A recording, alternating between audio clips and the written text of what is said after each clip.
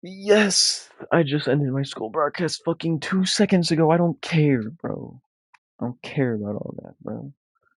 I don't care about all that, bro. Come on.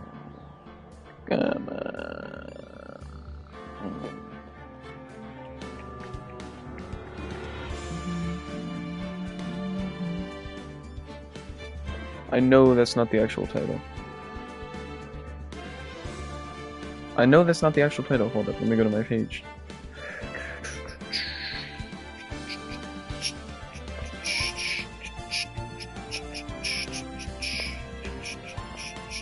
I'm not bro.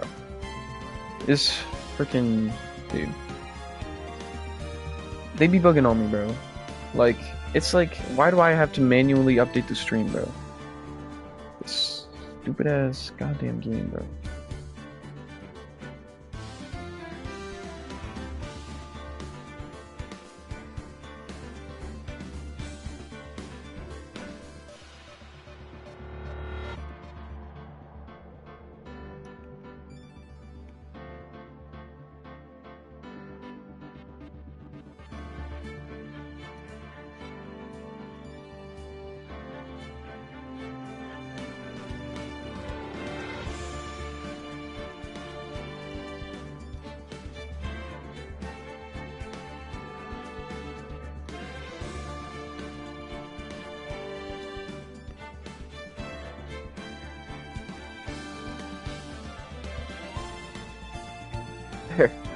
Alright.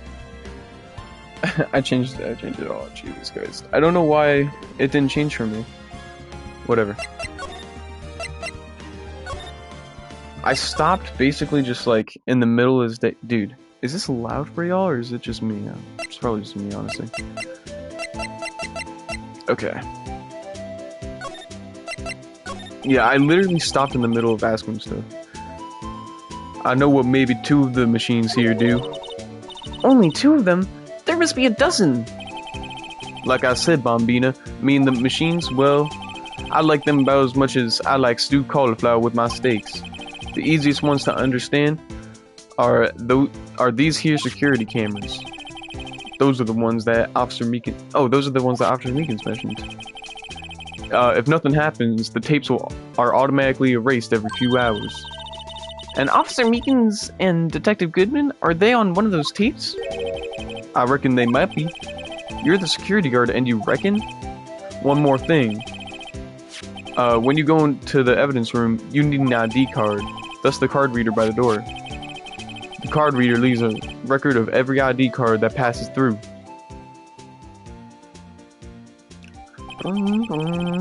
So this is the ID card record. Hey, I've seen that somewhere before. Sorry, Bombina, I can't show you more than that. Huh? I haven't heard whether this is related to the case yet. Mr. Wright, I saw a number on that record just now. I've seen that number before. Maybe there's some way I can prove that record is tied to the stabbing. Sorry, but could you explain what this whole transferal thing is about? We keep only evidence from solved cases in this room. They're kept here under presiding detective's supervision for 2 years. So we can reinvestigate them if it turns out there was a mistake, see? So what happens to evidence after 2 years? It goes to sleep forever in the underground vault at the county sheriff's department. That's what we call transferal. We do it every February. I see now.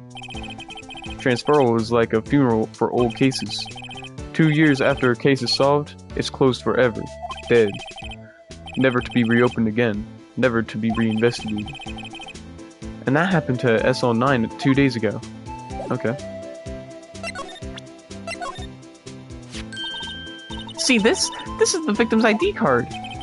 Ah, the one that was on the ground in the parking lot? The number on this, 5842189. Officer Marshall, show us the ID card record again. Yeah, I assumed. Look, the 4th number. It's a perfect match. It was used at 5:14, right before the stabbing. What's more, there's only one of them cards in the world. So when the incident occurred, Detective Goodman was in the evidence room. But wait, what did Officer Meekin say? Sure, I entered the evidence room and asked the man to display his ID card. So when you asked Detective Goodman to show you his ID card, what did he do? That's the thing! Suddenly he pointed a knife at me. If he had his ID card then, why would he have pointed the knife at Officer Meekins? Alright, compadre, you win. I guess I can give you this ID card record. ID card record added to court record. I've got an idea. Maybe I should show this list to other people with IDs here.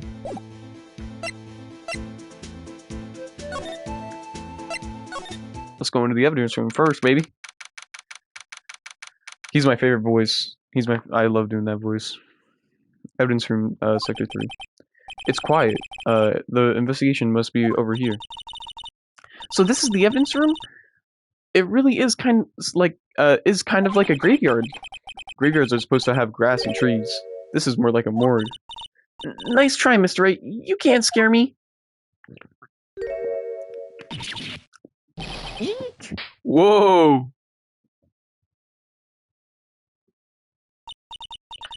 Sorry, I thought you were a ghost. I won't recommend shit. What's his voice now? Fuck. I won't recommend going around smacking ghosts on the head, pal. So is it true what I heard? Righto, please, so I look like a selfish man. Heck, if anyone asks me, sir, can I borrow $50? I'd give them $50. No problem. So go ahead, investigate that room to your heart's desire. Knock yourself out. Yeah, it's true. So Chief Police Gant will loan you anyone $50? Even me? Oh, so that's what you were talking about. Actually, I was put in the charge of the investigation for today. Just for today. Boss for a day. Boss for a day? Guess what? You got permission from the chief, so now you're boss for the day. Gee, thanks. First of all, you'll want to have this. Evidence room 4 pans add to the court record. So, Detective Gumshoe, you're boss for the day? That's right. It's an honor.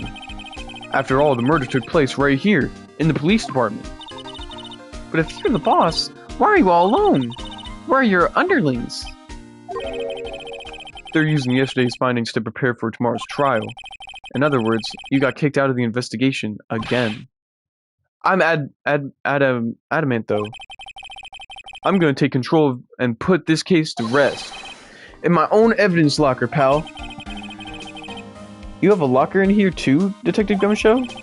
Haha, of course, I'm a detective after all. They gave me a locker that only I can open, pal.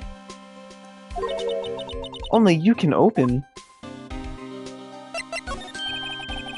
This place is more high-tech than you might think. Every locker is fixed so that only one detective can open it. Using their ID card? Well, that's the thing, pal. ID cards can get you lost. Why, I'm on my 3rd card since entering the force already. That sounds like a lie. Yeah, but even I can't lose my own right hand. Right hand? Oh, you mean your fingerprint? Exactly, pal. The lock for each locker is coded with a fingerprint. So the only locker we can open is our own. Funny, they look like normal lockers. These are the latest model. There's a trick to these handles, see? The handles? On the other side of the handles is a sensor. If the wrong person touches it, zap, you get a shock. If that's what happened, my hand would be black and smoking every day. In any case, the locks aren't that obvious. There are even some people on the force who don't know about the fingerprint locks. Only so, okay. Evidence locker, okay. I'll always believe in Mr. Edgeworth no matter what happens. So, Mr. Edgeworth is in with the inquiry committee right now, right? They're trying to figure out who's responsible for the mess up in court today. I see. I guess this is what you call fate. Mr. Edgeworth just can't get away from that case. That case? Yeah, that case. The SL9 incident, of course. That was the beginning of the end for Mr. Edgeworth. Maybe we can get him to tell us more about the case.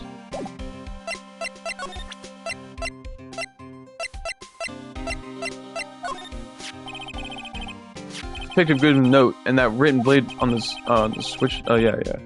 I bet Edgeworth was the most surprised of anyone. Because of the SO9 connection? That was Mr. Edgeworth's first big case, you know, 2 years ago. That was the first time the world knew Edgeworth was a man to be feared. But why would evidence from that case turn up now? I guess it's not over, pal. Maybe there are some loose ends left on that case.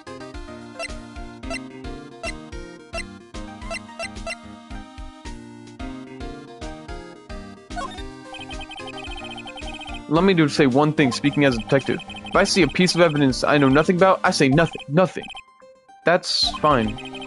You bet it's fine, pal.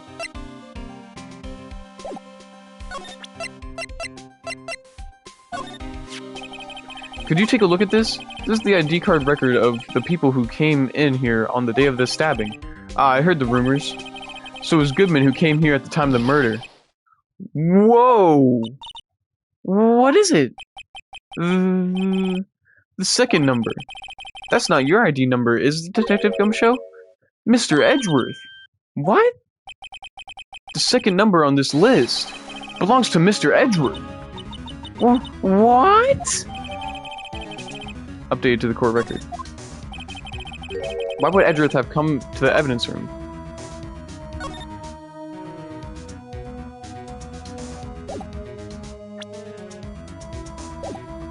Interesting.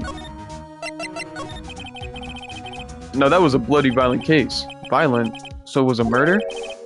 A serial killing? A serial killing? Maybe I don't want to get involved in this after all. But the killer made a mistake, and Edgeworth built his case around that to nab.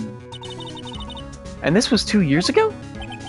That put Mr. Edgeworth right on the spotlight, and started the rumor mill. Rumors about forged evidence? It was supposed to be all cleaned up the other day with transferal. But the job he ever did. Detective Goodman, that is. Huh? What do you mean? Detective Goodman was the detective in charge of the SO9 instance, see? So, that switchblade knife.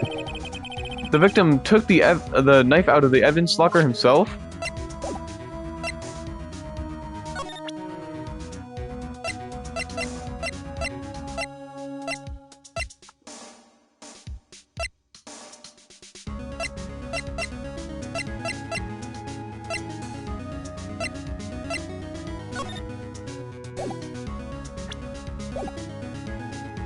Okay, let's examine.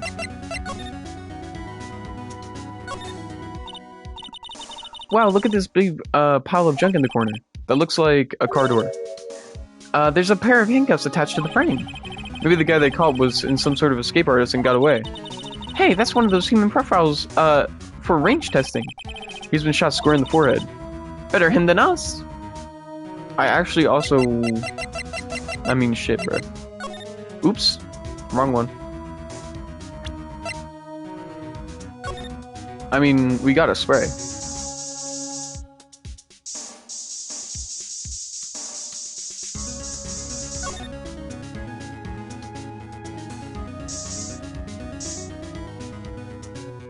Okay.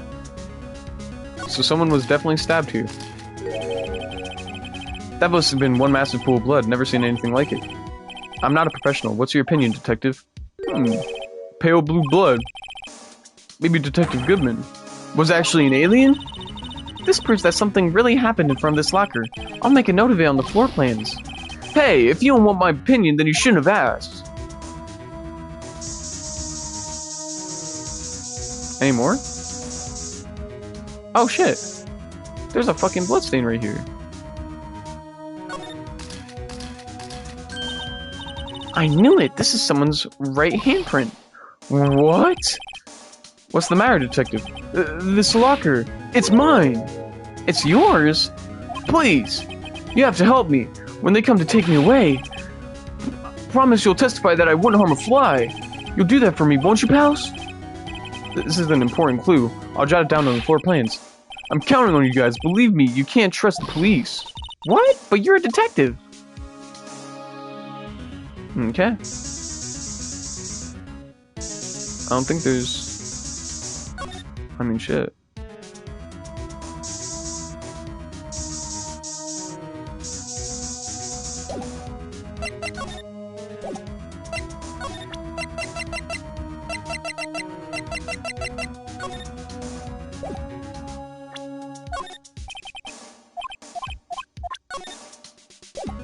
Alright.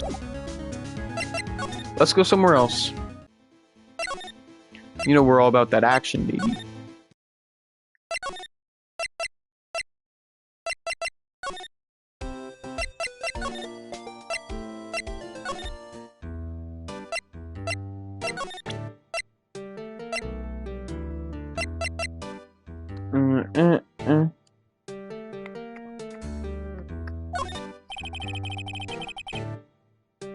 Sorry.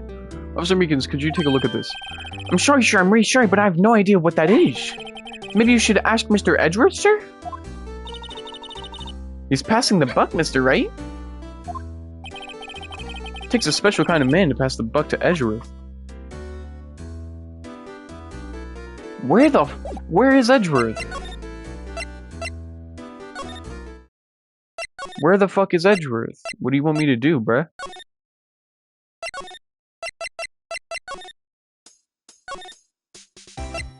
Oh. Be fucking for real. Where do you want me to go, bruh? Golly. You take a look at this. Yes? You said you wanted some hot tea, right? Oh no. Oh my god,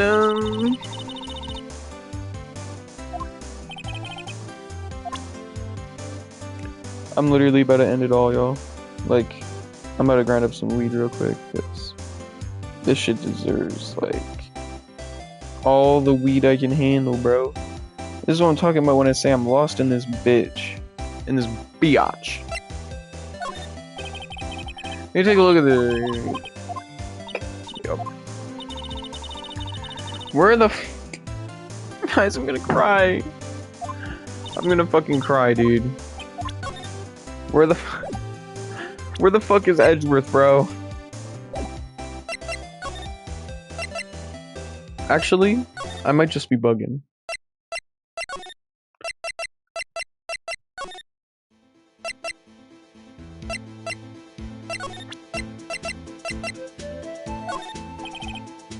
Sheriffs from back in Wild West don't put faith in evidence. About the only thing we can trust in their shooting. Is this near the Wild Northwest here? Aha, but it's two different things entirely. I guess so, huh? I'm lost. Looks like we need some evidence to get anywhere with this guy.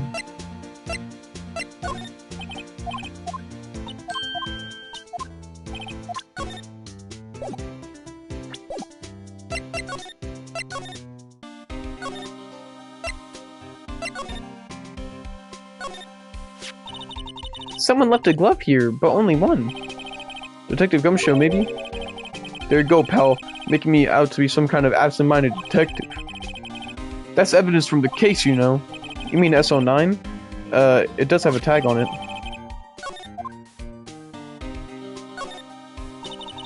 Look, this one's open, and the red indicator light above the door is lit. That locker is coated with Detective Goodman's fingerprint. Detective Goodman's locker. Are you sure it's okay to leave it open like that? Well, it'd be hard to get it open again if we closed it. It's empty. They must have taken the contents elsewhere. Wow, someone must have broken something big to make all those pieces. Detective Gumshoe, perhaps? There you go, pal. Make me out to be some kind of hooligan. Apparently, that's apparently from the case. The case? That's SL9 instant, pal. See the sticker on one of the pieces there? Another piece of SL9 evidence. I wonder what shape these pieces were in before whatever it was broke. I want to try to put it back together? Ha, good luck, pal. It's no job for amateurs. Why spend a good 3 hours on that before I had to give up? That's why I always carry around a tube of glue. Well, this piece looks like the bottom. Let's try putting the rest in place. Alrighty.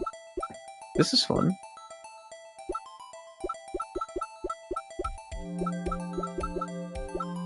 Well, this is at the top.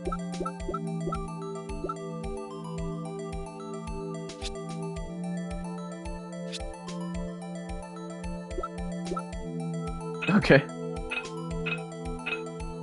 Oh, okay. I'm looking for a piece that...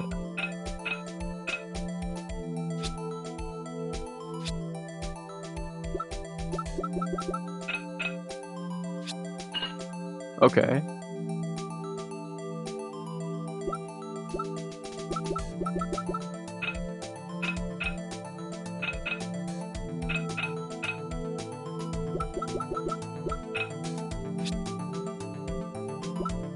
Oops. Oops. Okay, okay. We're cooking, we're cooking. Okay.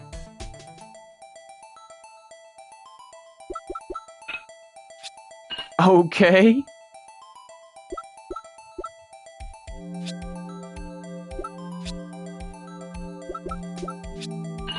Okay.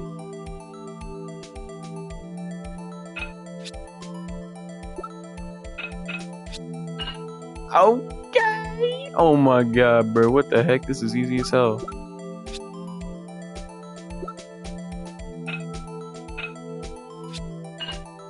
Oh my god, this is easy as fuck. Let's go. Wait, there's a piece missing.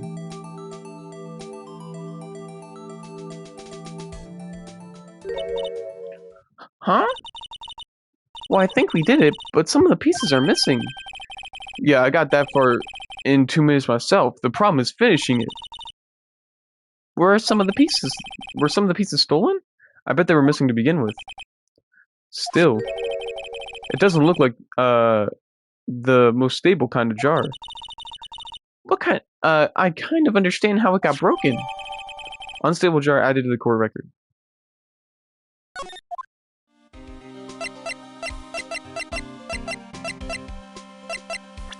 Bro.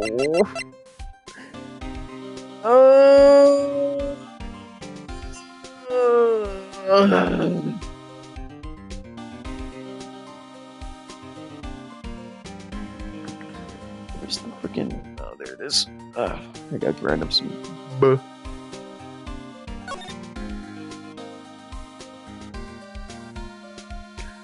Boom, boom, boom, boom, boom, boom. Hey, look! They're hard to make out, but there are some dark red stains here. Looks like blood. Do you think Detective Goodman's blood somehow got on this when it was stabbed? Not likely. This blood looks like it's been here for months, maybe longer. This jar was evidence in the SO9 incident. That might be when the blood got on it.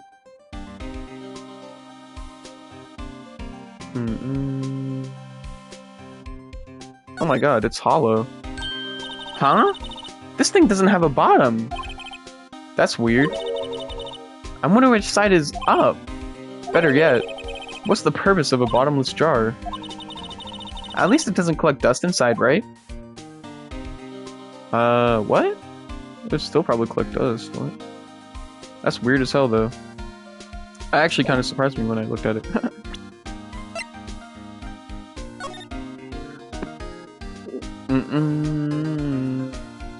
Just SL9. SL911. I guess this is another piece of evidence from that case. You know, I never did care for the word tag. It's confusing. Huh? What's so confusing about that? Do you know how many other words sound like it? Bag, gag, nag, glag, zag? Zag? Is that a word? Do you challenge me? What are we playing a word game now?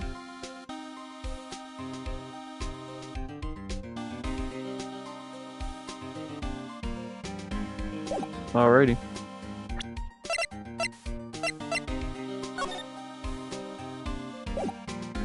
Wow.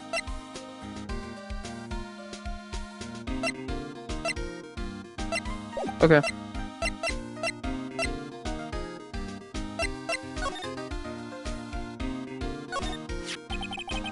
If put these pieces together makes a jar. There are two things that bother me. One, why are there some of the pieces missing? Two, doesn't it seem a little unstable? No wonder it broke. I'll make sure to remember that next time I make a jar. Boom, boom, boom, boom. Ooh, what's this blood? It's a little warm, but there's definitely a handprint here. It looks like someone tried to wipe it off. Mr. Wright! What if there are other blood stains in this room? We should use a jar just to check it out. Yeah, I did. I already did do that, kind of. What's this saw and paint doing here? Since the dawn of time, true art has always been in war against oppression. True art? I noticed that there's blue and yellow paint here. Perhaps we're witnessing the birthplace of Blue Badger? Well, you might say this is my studio. Here in this evidence room? This place is stuffed with evidence, stuffed with dreams. I'm not so sure about the dreams. It won't open. Did you really think it would? Hey pal, our security is high tech around here. You stated. I don't know why she tried to open it. Pretty dumb. Alright. I'm just gonna give it one more spray, and then we'll be out of here.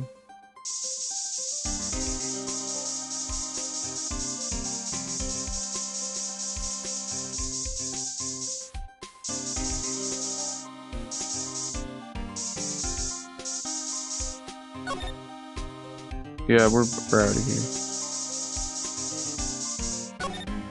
What the heck?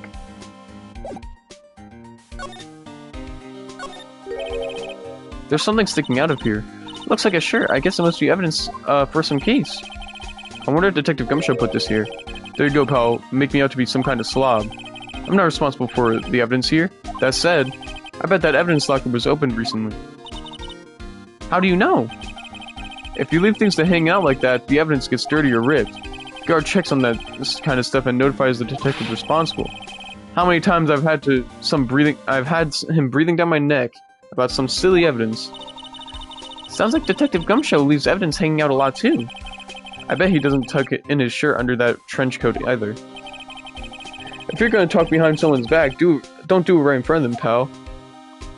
Yeah, that's kind of mean. Those where bulky equipment is gathering dust here. What a sorry-looking fishing pole that is. Ah, that's my personal pole. I never did get around to using it. Wait, I've seen this somewhere before. Right, pal. That's my metal detector. The one thing that led to solving of the case of Gourd Lake. Remember? Oh, right. Wow, that feels like it was ages ago. And I don't think I've seen this before. Oh, that's a bug sweeper. I'm sure we'll come in handy in solving some case sooner or later. That cheap-looking box? You can't judge a person or their machine by their cover. You gotta look at their heart. Okay.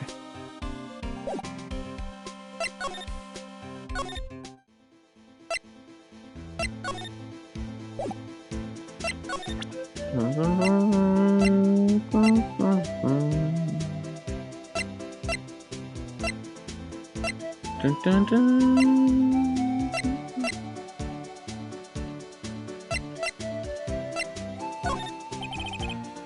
Aw, you're a bitch.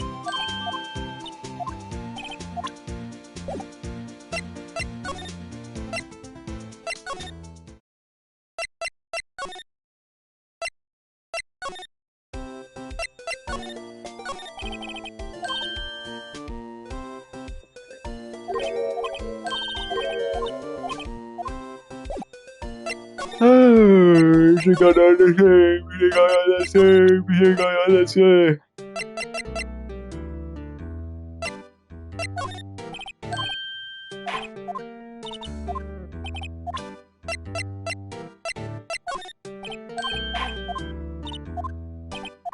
Dude, where's Edgeworth? Where the fuck is Edgeworth?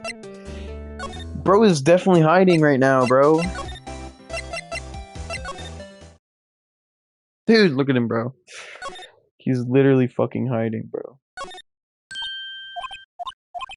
I already, like, examined all this, bro. If there's something new on his desk, I'm just leaving. Oh shit. Strange. Why did I just picture Detective Gumshoe?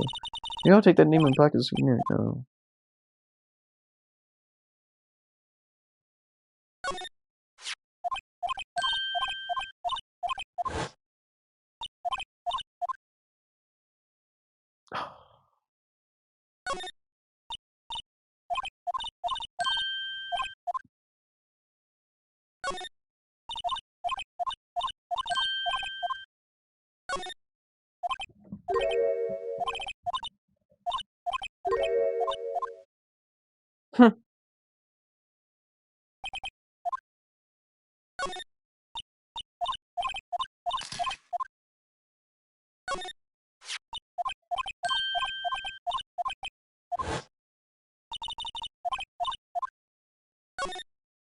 My bad, yo. I already examined all this, but I freaking hate how they're just like, oh, look at this again. Like, bro, like, what?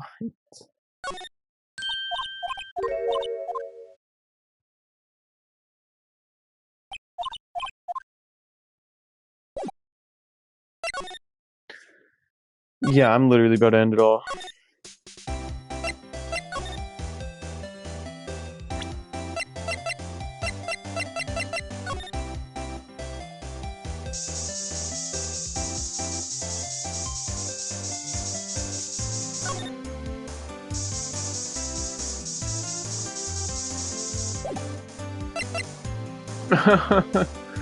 Bro, what do I do? This is fucking ass.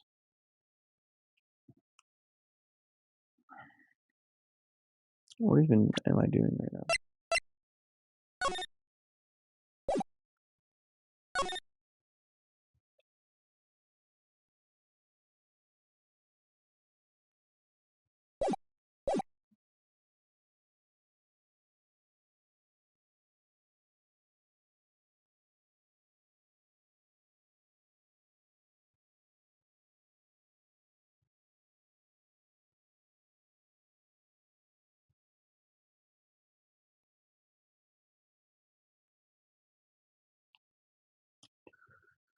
I'm just grinding up weed, bro. I really need it.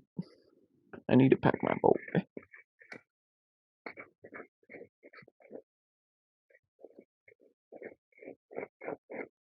So fucking dumb.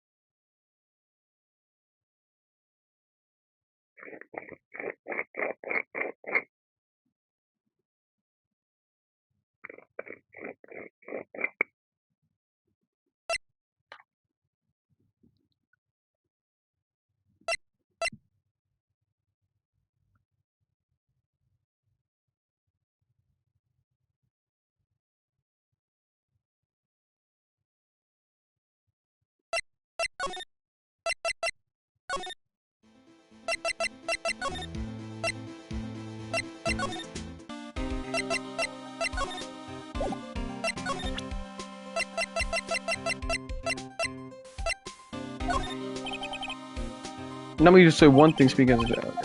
Fuck you. It's like, huh?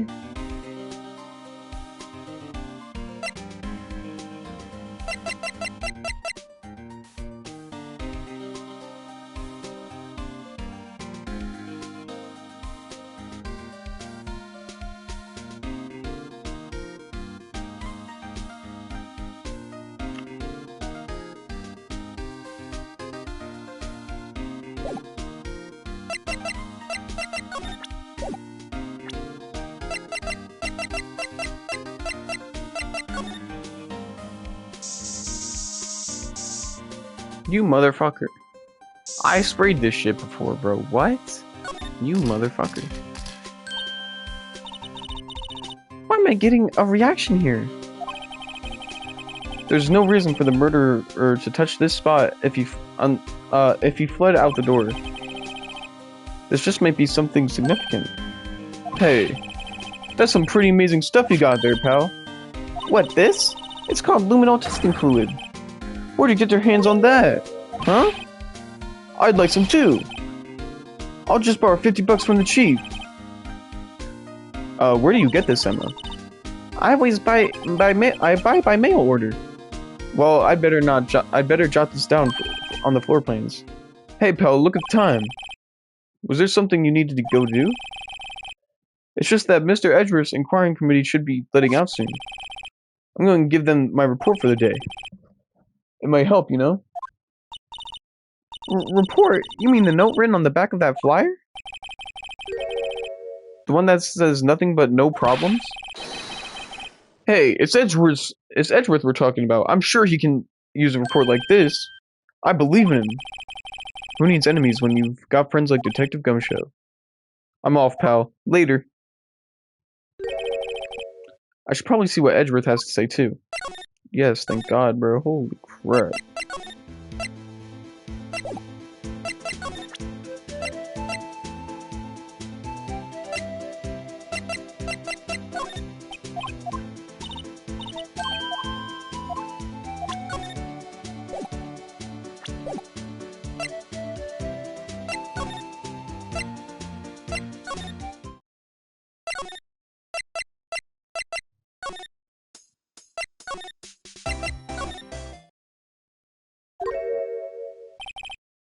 Ah, guess, my apologies. Oh, it's you. Have we met somewhere? Huh? Mr. Edgeworth, I beg your pardon, I beg your leave, so long. Is Edgeworth here? There, standing by the window, a teacup in his hand. Right. He has the hotel bring him tea service? Mr. Edgeworth, you're back from the prosecutor's district, what? You're back from the district prosecutor office's inquiry? I am. By the way, Detective Gumshoe was looking for you. Ah, yes, he brought me the latest information, it seems. Really? Was it helpful? Apparently, a new French restaurant is opening near here. I think he was trying to console me somehow. The real info is on the other side, Edgeworth. Poor Edgeworth. I think this whole thing is really taking a toll on him. So how did the inquiry committee go? Actually, they decided to treat this not as a case of concealing evidence, but as a communications error during the investigation. Concealing evidence? Yes, apparently there are some who believe that I concealed evidence. They gave me a warning. You were lucky this time. Again. Again? I've heard them say that so many times. Ever since that case 2 years ago. Are you okay for tomorrow's trial? Well, I'm still the presiding prosecuting attorney, however. Something happened? They gave me control of the investigation over to the police department. The police department? Yes, any further investigation for this case will be directed by the chief of police Gant. I can do nothing but wait for his results. I see. Why, I ask you, why? All along, I've done only what I believe is right. I have nothing to be ashamed of. But still, wow, I've never seen him this out of sorts. I have a lot of shit to ask you, so... I know you. You've probably got a hold of some information already, right? It all has to do with this case you were on, the SL9 incident. And some dark suspicion you were wrapped up in. You were the man who revived the worst memory of my life. I figured I'd be telling you about this sooner or later. You must be talking about his father's murder in that elevator. Okay, Edgeworth, why don't you tell me about it? Tell me the truth. And also tell me about this. Oh, right, I better check this. Oh, no. As I was saying, What's this? A record of ID card usage? Edgeworth, you went into the evidence room that day, didn't you? Just before the incident occurred, no less. Yes, it's true. Well, why, Mr. Edgeworth? Don't look at me like that. I was asked to go, by Chief Gant, no less. The Chief of Police? He wanted evidence for a case that wrapped up half a year ago. He told me he wanted me to keep it here in the prosecutor's office. But it was solved, right? It would have to be if the evidence was already filed. The chief was never one to explain himself. In any case, on the day of the stabbings, I brought this back here. Can I ask what kind of case it was? I can't say. It really has nothing to do with the current case. Now I'm curious about this other case. I better make a note of it. Unrelated evidence. Screwdriver added to the court record. Stubborn as always, I told you this has nothing to do with the current case. We've got mad evidence, yo. This is the first time we've made it to the 3rd page, bro, for evidence. Jesus fucking Christ. Oh, shoot. We're popping off.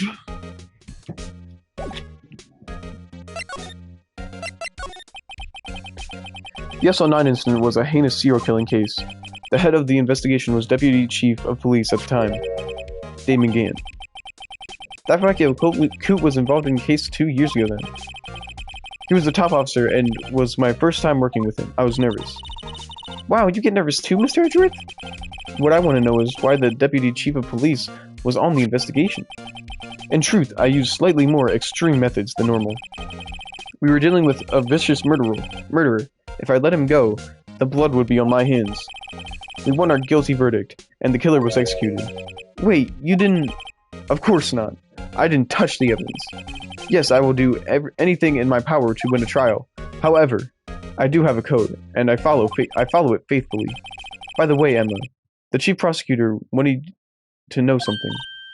My sister? What? If you were still studying forensic science? Huh? Yes, of course. Why, just today, Mr. Wright and I were using this. Luminol testing fluid. Well then, you might have use for this. Aluminum powder for taking fingerprints. It's been chemically treated for better adhesion. For me? Are you sure? We are the enemy, you know. I have no say in today's investigation. Do as you will. Edgeworth, I'm really... No need to thank me. Here, take your powder and these fingerprint files for everyone involved. Thanks. How about giving these to Detective Gumshoe as well? Fingerprint set and fingerprint file received. Well, let's get going. One last investigation. Right. I do seem to remember seeing a suspicious handprint somewhere.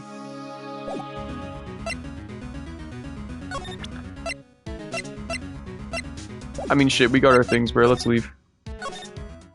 Thanks for the loot. Give me the loot. Thanks for the loot. Give me the loot. Thanks for the loot. Give me the loot. Thanks for the loot. Give me the loot.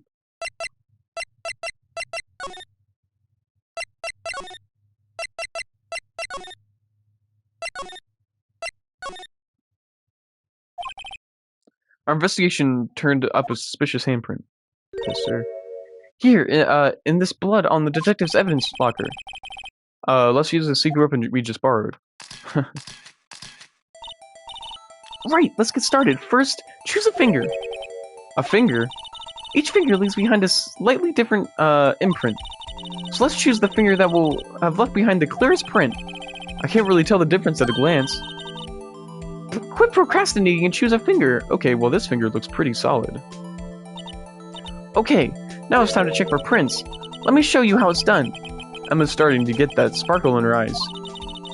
First, we sprinkle the aluminum powder around. Huh? How do we do that? With the X button, see? Ah, it looks like, that did the trick. The aluminum powder adheres completely to the print. Once the powder is well spread, just blow away the excess. Huh? How do I do that? With the triangle button. Exciting, I know. Imagine you're blowing the candles off a birthday cake. See? Wow, that looks like fun. It might take some getting used to, though. It's fine. It won't go up your nose or anything. Just pour the powder on thick and blow away the extra. Those are the basics of fingerprinting, Mr. Wright. I guess I better give it a try.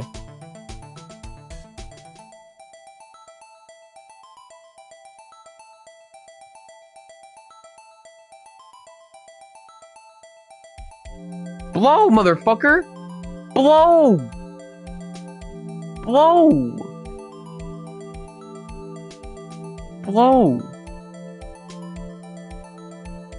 What the blow! Alright, bro. Yeah, let me try it on fingerprints, bro. Jesus Christ. What? This is a fingerprint?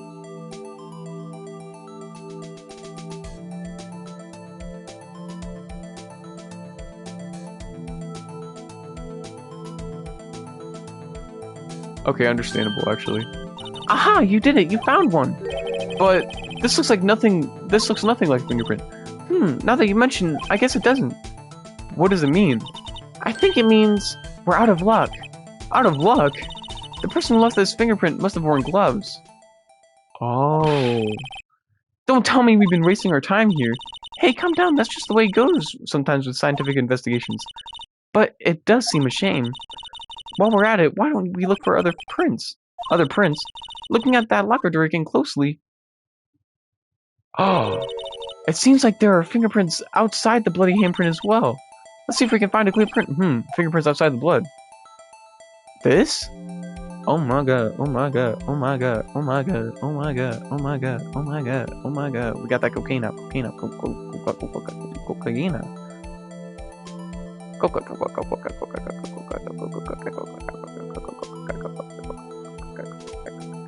Cocaine. Yay, a print so clear it's dazzling. Dazzling. Anyway, this print took a lot of effort to find. Let's match it up right away. So we're not done yet? This is quite a process.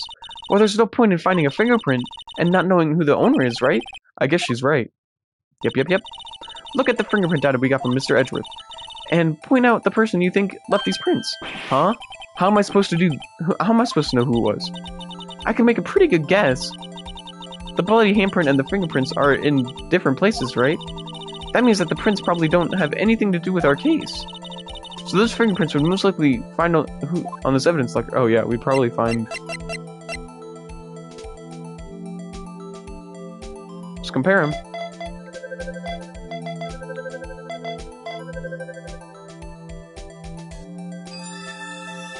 Yeah.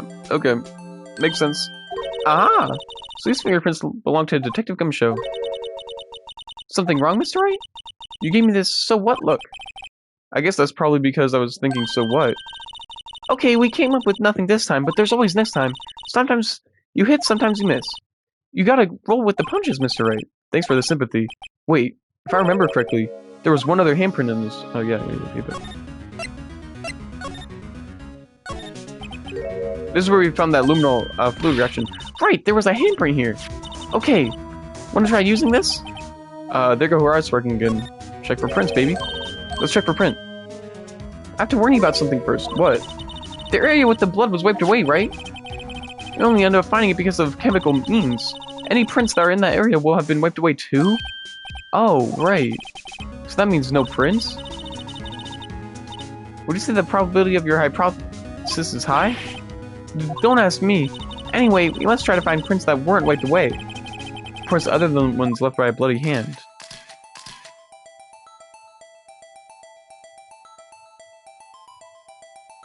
What about over here?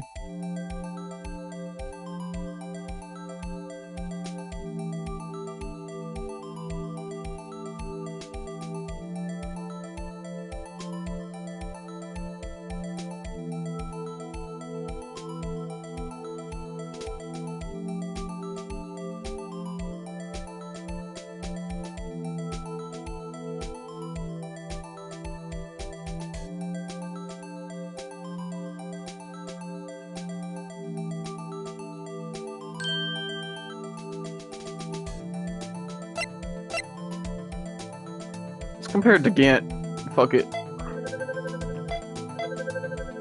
Doesn't look like it.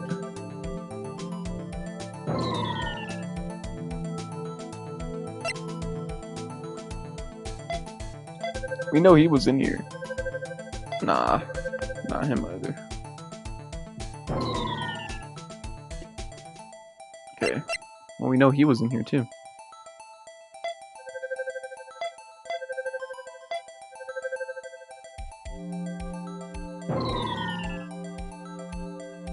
Okay, so they are Goodman's.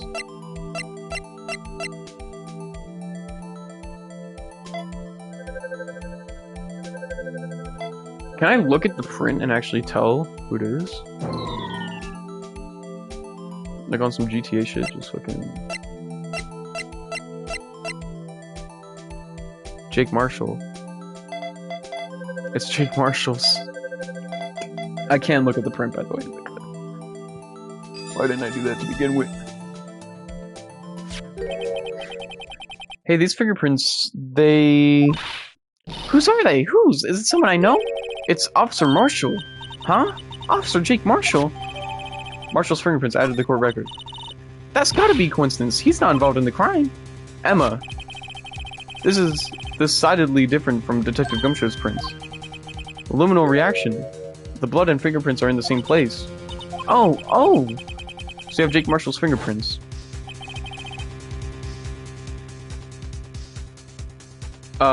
On a wiped bloodstain. Yep. Doesn't look good for him, bro. But why would Officer Marshall... It looks like our investigation is finally turning up some results.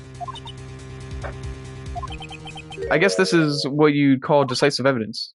I don't believe it. Well, do you want your sister to be innocent or not, bitch? Like, I'm about to pin it on your fucking idol or whatever the fuck, like your friend or whatever.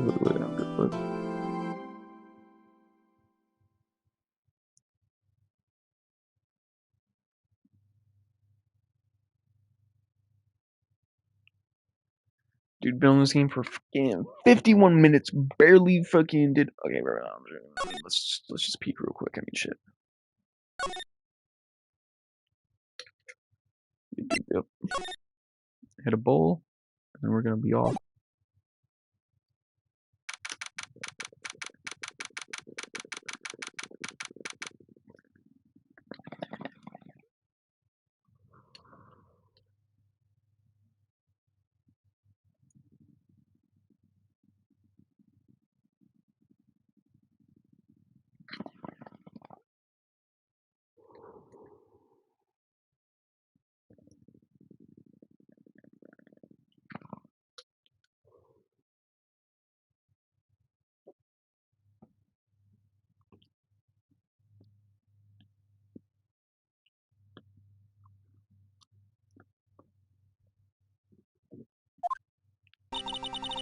So what did you think, Mr. Wright? I think the prosecution is as confused as we are. After all, the victim murdered in 2 different places at the same time. And a different suspect was arrested at each of the crime scenes. Lana! Good morning, Mr. Wright. I apologize for yesterday. I was indisposed. I hope they didn't hold you too long for questioning. We just finished, actually. I'm used to all-nighters, though. So, how'd it go? It's as Mr. Wright suspects. The police are useless. I figured as much, so I struck a plea bargain. A plea bargain? What do you mean by that? We agreed that if I told them the truth behind this simultaneous murder, they wouldn't see capital punishment. That's what I mean, Emma. But Lana, don't tell me you... Much to my regret. I'm as much in the dark about this as they are. Miss Skye. We found trace evidence of a certain person in the police department detective's room. They belong to Officer Jake Marshall. What kind of trace evidence? Bloodstained fingerprints, to be exact. That's the trump card I have up my sleeve today. You do understand what this means, don't you? In order to defend my sister, you're going to accuse Mr. Marshall? We have to play the cards we're dealt. Isn't that right, Mr. Skye? Do what you have to do, Mr. Wright. Shit, I got consent. Let's go, bro. Bro, y'all, I gotta back in the real quick. We're just gonna save it.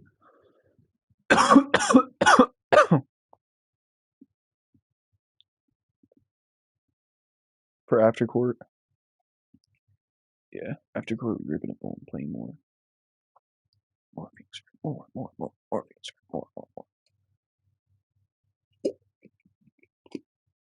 I might even have it back on school after court, actually. I'm not even sure.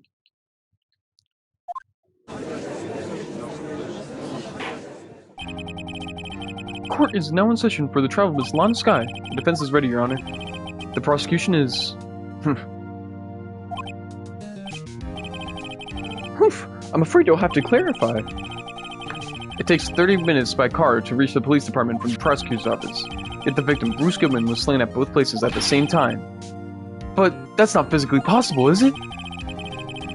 What's more, I hear the victim from the evidence room just disappeared. Yes, the body eventually reappeared in the trunk of Mr. Edgeworth's car. Wow, this is one messed up trial. One of my duties as prosecutor is to present impartial evidence. Today I'll present evidence relating to the murder at the police department. In so doing, I believe the way in which we should proceed will reveal itself. Now that's what sets Mr. Edgeworth apart. He sounds so on top of things, even though he doesn't know what is going on himself. And that's supposed to be an admirable trait? Well, very well. Let the trial resume. On the day of the crime, what exactly transpired at the police department? Mr. Edgeworth, you may call your first witness of the day to the stand. For the first witness, the prosecution calls the suspect of the murder that occurred at the police department. The suspect? You mean the so-called murderer? Oh boy. Things are getting wild from the get-go.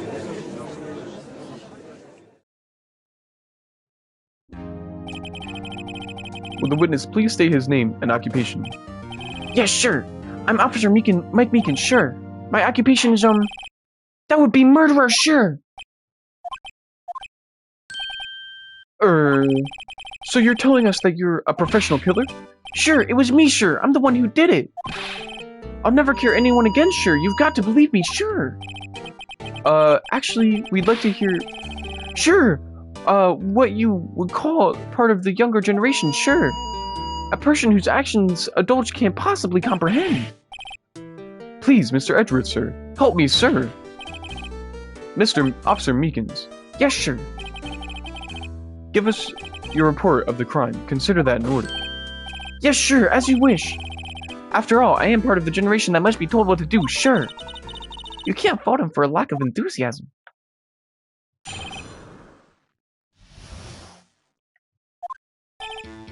Although it's not my normal duty, I was assigned to guard of the evidence room that day. I spotted a suspicious man on the security screen and rushed to the room. I was only doing what I was trained to do, sure. I was suddenly attacked. I fled for my life, then I did it. After that, I passed out, until another officer smacked me awake. So the victim, Detective Goodman, attacked you? Do unto others before they do unto you. That's what Meekin's family motto, sure. I see. Then you fainted, and your colleague helped you regain consciousness. Yes, sure. He knocked me upside the head, sure. Very well. The defense may begin its cross-examination. What I need to hear is more info to work with.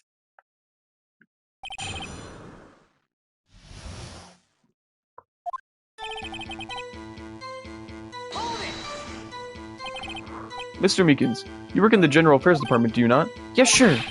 I'm in charge of hiring new recruits, sir. Yikes, now that's a scary thought.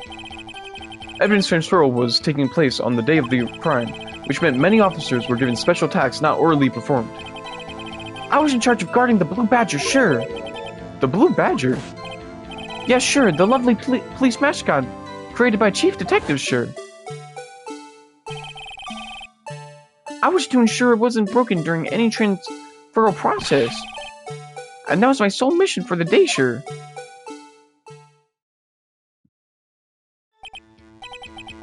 I see. Sounds like a very, important mission.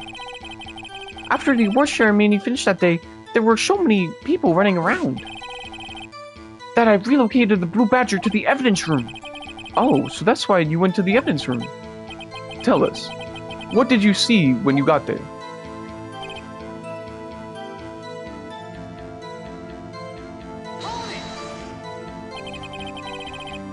In order to enter the evidence room, you need an ID card, am I correct? Precisely, sure. I have one around my neck. So then, your ID number should be listed on here, right?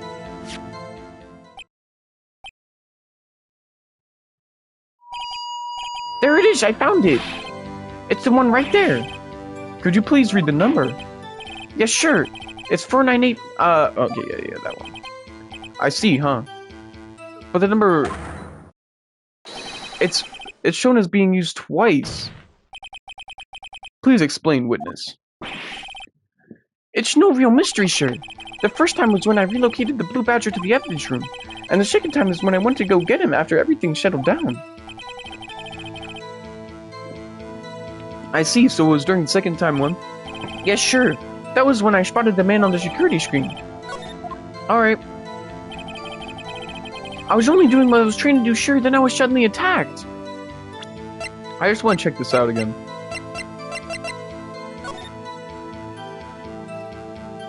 Seven seven seven seven seven seven seven on 420. Yeah, bro, we gotta take a hit for that one. I'm sorry, but what? I didn't even. How did I not see that?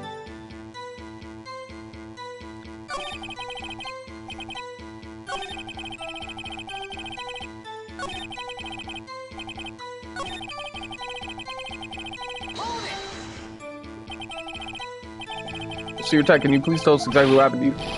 It was a knife, sure, a knife. Detective Buderman pulled a knife on you. What happened then?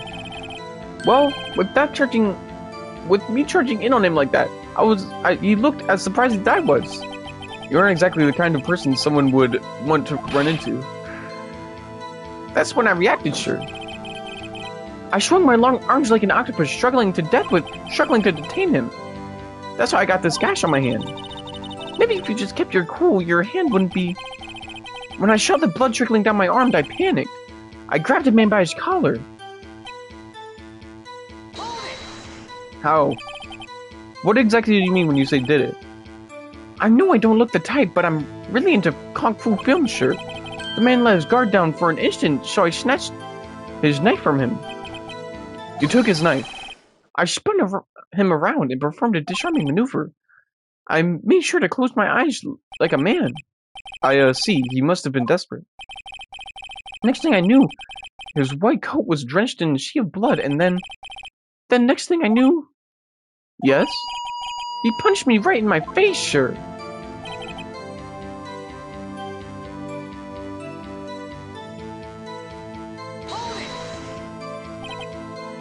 About what time did you regain consciousness?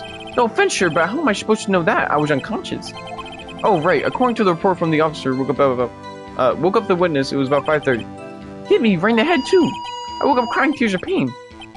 That's nice, I mean, it's nice that you recovered, that is.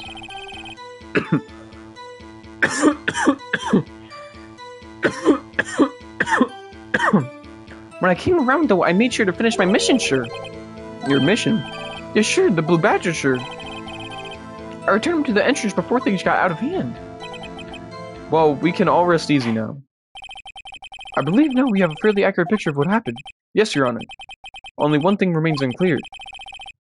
Was the man this officer murdered really the victim? He's got a point. Yes, Officer Meekins? With regard to that, sure. Take a look at this. It was sent to my jail cell. Chief Gant delivered it to me just this morning, sure. The Chief? Delivered it? What is that? A videotape? Yes, sure. That's absolutely right, sure. A videotape, sure. It contains footage from the security camera in the evidence room. What? But I specifically asked if there was such a tape, and was told it had been mistakenly erased. That's quite a mistake. I just do what I'm told, sure. It's the only thing I'm really good at. Looks like communication with the police department is as good as ever. Well then, let's have a look. Show us the video of you murdering the victim. Oh, please stop using that word murder, sure. It scares me. A video of a real murder. Just what are we getting ourselves into? A snuff film on Twitch, y'all? Fuck. Bruh.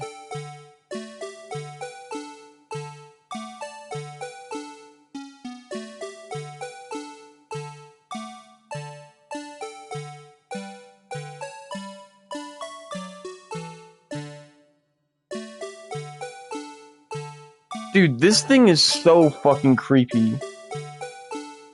I can't, dude.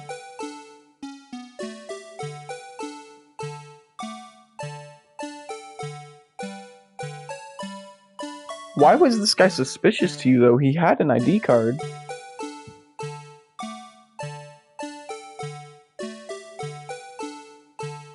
What the fuck? This is so fucking weird, bro.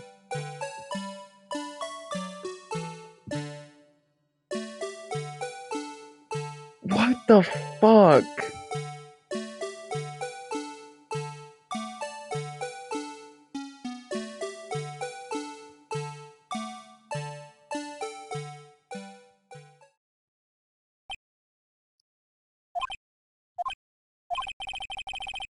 Well, I believe we're all thinking the same thing.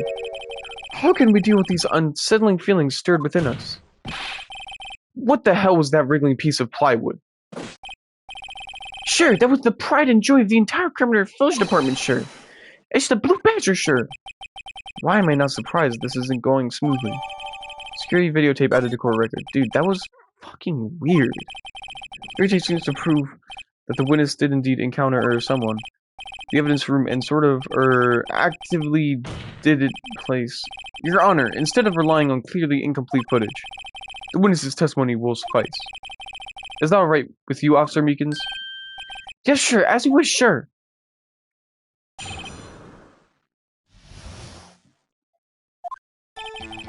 His face can't be clearly seen in the video, but there's no question that the other person was Detective Goodman, sure. I mean, he opened a locker which required Detective Goodman's fingerprint to do. The locker he opened is unquestionably Detective Goodman's, sure. So it must be him. No one else could have unlocked it. Yeah, I mean, that is true. What's this about fingerprints? Each detective has been given a locker equipped with fingerprint-activated lock. These locks ensure that each locker can be opened by the detective it belongs to. Intriguing. That would mean the victim at the crime scene would have to be Detective Goodman. Very well, the defense may begin its cross-examination. I don't know where this cross-examination will lead, but everything begins with contradictions. That's where I have to start. Yep.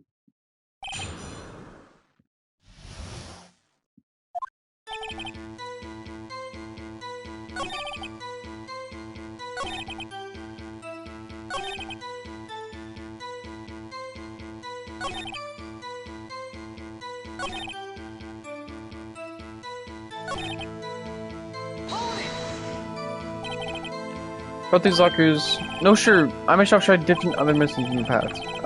Only respond to registered fingerprints, sure. I wonder what kind of methods he's tried. If the man who owned the lock only responds to registered fingerprints, he must be the person the locker was assigned to. Exactly my point, sure. And this too. How do you know that information? I've heard a rumor, sure, from people in the know, sure. People in the know.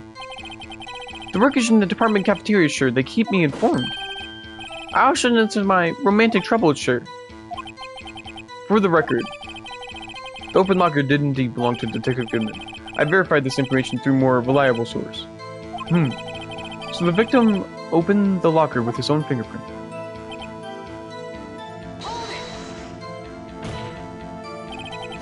However, the most important detail was not shown in this video, the man's face.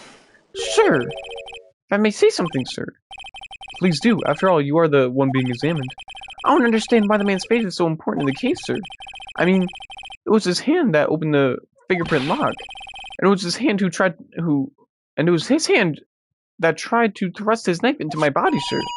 My unsettled state can be testified to this enough. Sir! Yes, you have a point. The footage doesn't lie. That is, unless the defense can find a problem with that. Mr. Wright, let's check the court record again. There's our problem with the security video.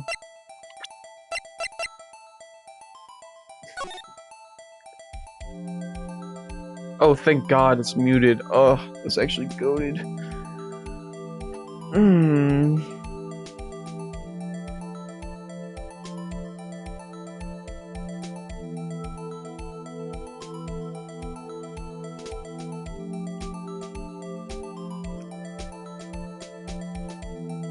Okay.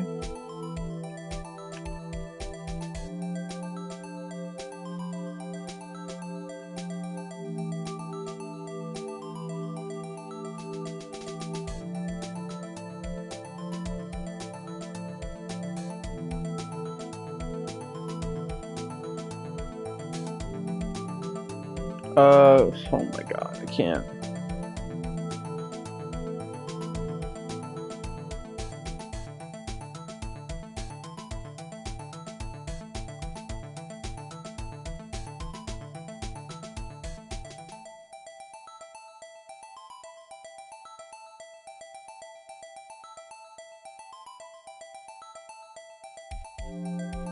Wait, did it restart?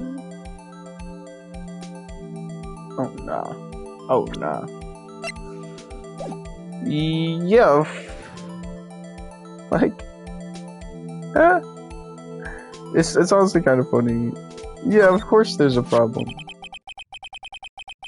During the video containing this tape, there's one thing in particular that seems rather strange. Strange? This contradiction leads to the possibility that the man may not have been Detective Goodman. Okay, let him cook. Howdo. What? This video contains such a contradiction? Interesting. Your Honor, I have a proposal. Yes, Mr. Edgeworth? I propose we have the defense point out to us the alleged contradiction in the video. Oh, I have to watch the video again. He would want me pointed out. Very well, proposal accepted. Let's further inspect this piece of evidence. I'll play the video's security tape. Mr. Wright, please show us the contradiction you speak of. I have to point out a problem in the video? This is the first time I've ever had to do that.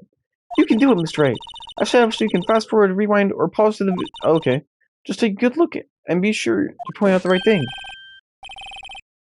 Freaking weird, man.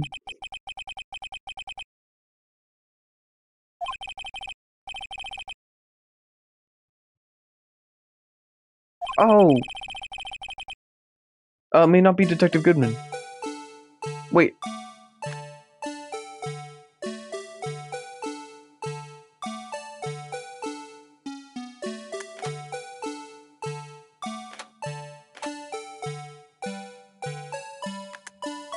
Wait.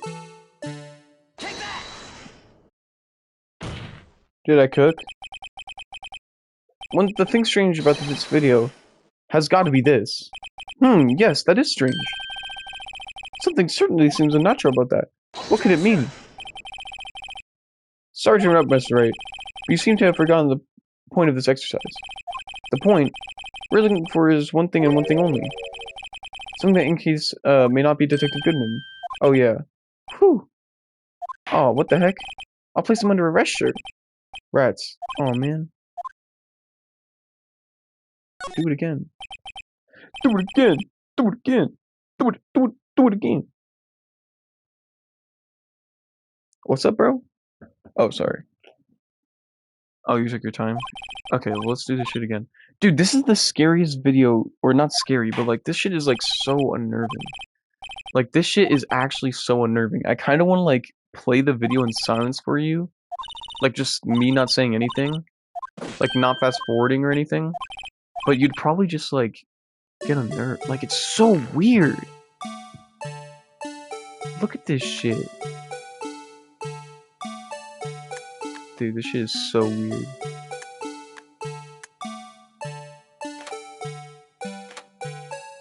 Oh, wait.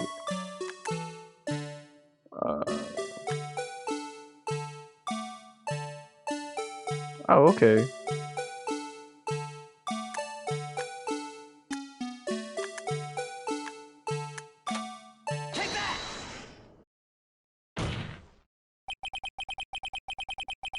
The thing that's strange about this video has got to be this.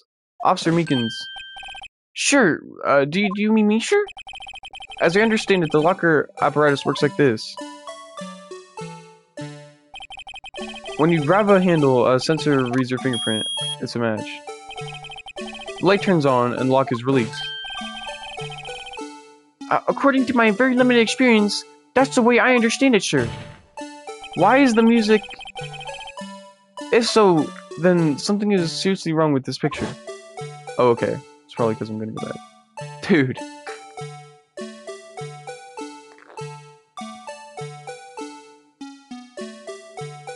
Bruh. Do I need a... Oh my god. Right, can you fast forward, bro? When the victim reaches for the handle to open the locker... Let's rewind a little earlier. Oh my god. Right is a menace to me, bro.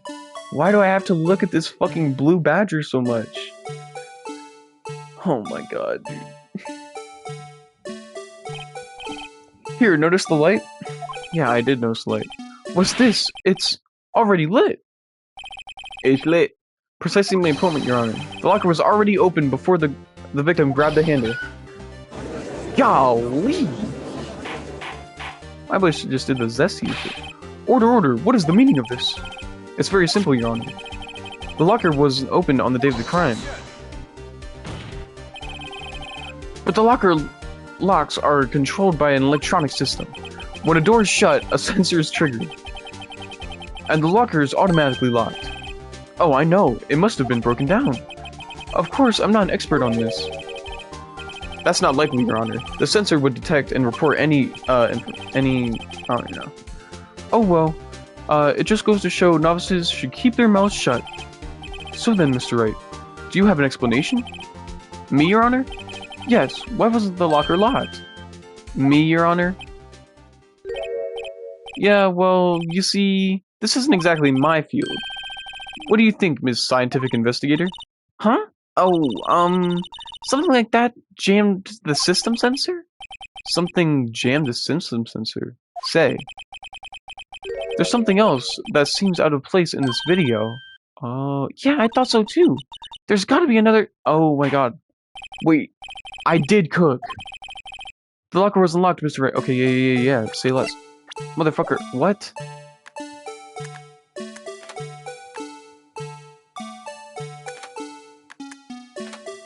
Okay, I'm fucking up.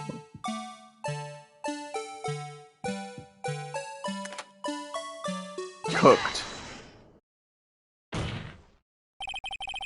Please watch closely. This is where the continuation of the part I showed you earlier. Oh my god, why do I have to see so much of this blue badger, bro? It's ruining the stream, bro. Nobody's gonna come in here, see the blue badger, and want to stay, bro. Holy crap.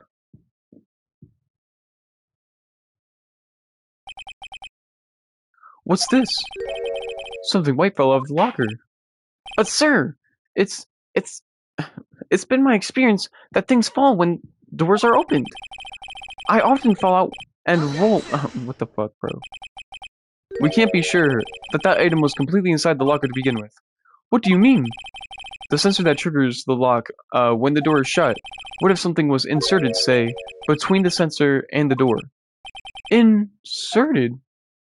Oh my god. Just fast forward it, bro. This is ridiculous. I'm not gonna lie to you. At least it's not playing rinky-dink music. Wait, this white thing wasn't inside the locker. It was stuck between the door and the sensor. Oh, I understand now, sure. 2 out of 3 times when it gets stuck in the door and I get out my patrol vehicle, sure. Instead of the door closing, my tie chokes me. But the object would have to be extremely thin to fit in the door. Not only that, but it would have to block an electrical current. It would need to be an insulator. Yes, an insulator. But at the crime scene, there just might have been something that fits that description. But sure, by insulator, don't you mean... I think I finally got it figured out. Very well. Will the defense please present relevant evidence? What was the insulator that was stuck... Okay, well, it was the glove. Where is the glove? Rubber glove? I found this near the locker. Thin rubber glove. But we can't be sure that was in the victim's locker. It has a tag that says S09 incident. The video seems to depict the victim opening the locker. But that isn't the case. The lamp attests to this. On the day of the crime, even I could have opened that locker. Is this not so, Officer Meekins? Sure! It would appear so, sure! Crazy. Order! So are we to believe then that the victim, whom this witness stabbed in the evidence room, was not Detective Goodman? Do not be misled, Your Honor. What do you mean, Edwards? The defense has merely demonstrated that possibility and nothing more.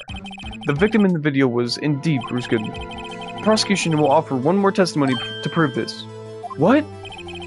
Officer Meekins, please testify this. Sure, me sure? I'm not sure what you're referring to, sure. Oh, you mean that, sure? Of course, sure. Is this a joke? Very well, begin your testimony.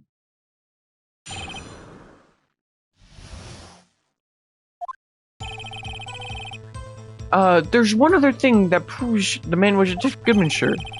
To enter the evidence room, one must use their ID card. When ID card is used, there's a record of it. At the time of the crime, the detective had used his card. ID card record, I see. I have the ID card record right here, Your Honor. The ID used at 514 is that of the victim. Just before the crime, Yes, without a doubt, this is the victim's ID. However, one thing does strike me as unusual. Several hundred cases should have been due for transferal. Why were there so few people using this room? This particular evidence room is only used for storing certain special cases. Special cases? Extremely violent cases involving police staff. Just hearing that makes my hair stand on end. Me too, although it doesn't make much of a difference. There were only a few cases for transferal there, and most were cleared up by noon. Right, I see. Now let us move on to the cross-examination.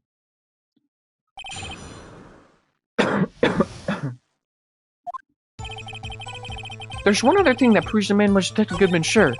To enter the evidence room, one must use their ID card. Oh yeah, I already read this.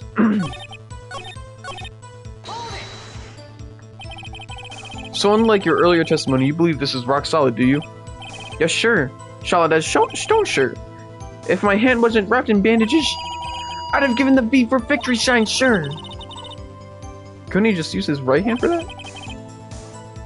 Let's hear him out fully. As we've seen, one never knows what he might say until the very last second.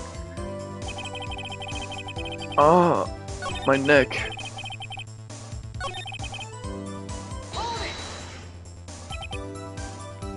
Earlier, I believe you testified that when you asked the man to show his ID card, he pulled a knife on you. Yeah, sure. He didn't show me any ID card, sure. Don't you think that's odd? I mean, if he had his ID card, all he had to do was show it to you. There wouldn't be any reason to draw a knife. Maybe he just panicked? Everything seems stems from context. Let's point them out. Mr. Wright, what do you think? I'm confused. What? The problem with this ID card testimony is far too obvious. It's not like Edgeworth to miss something like this. You're thinking too hard about it. Come on, let's show them what we've got.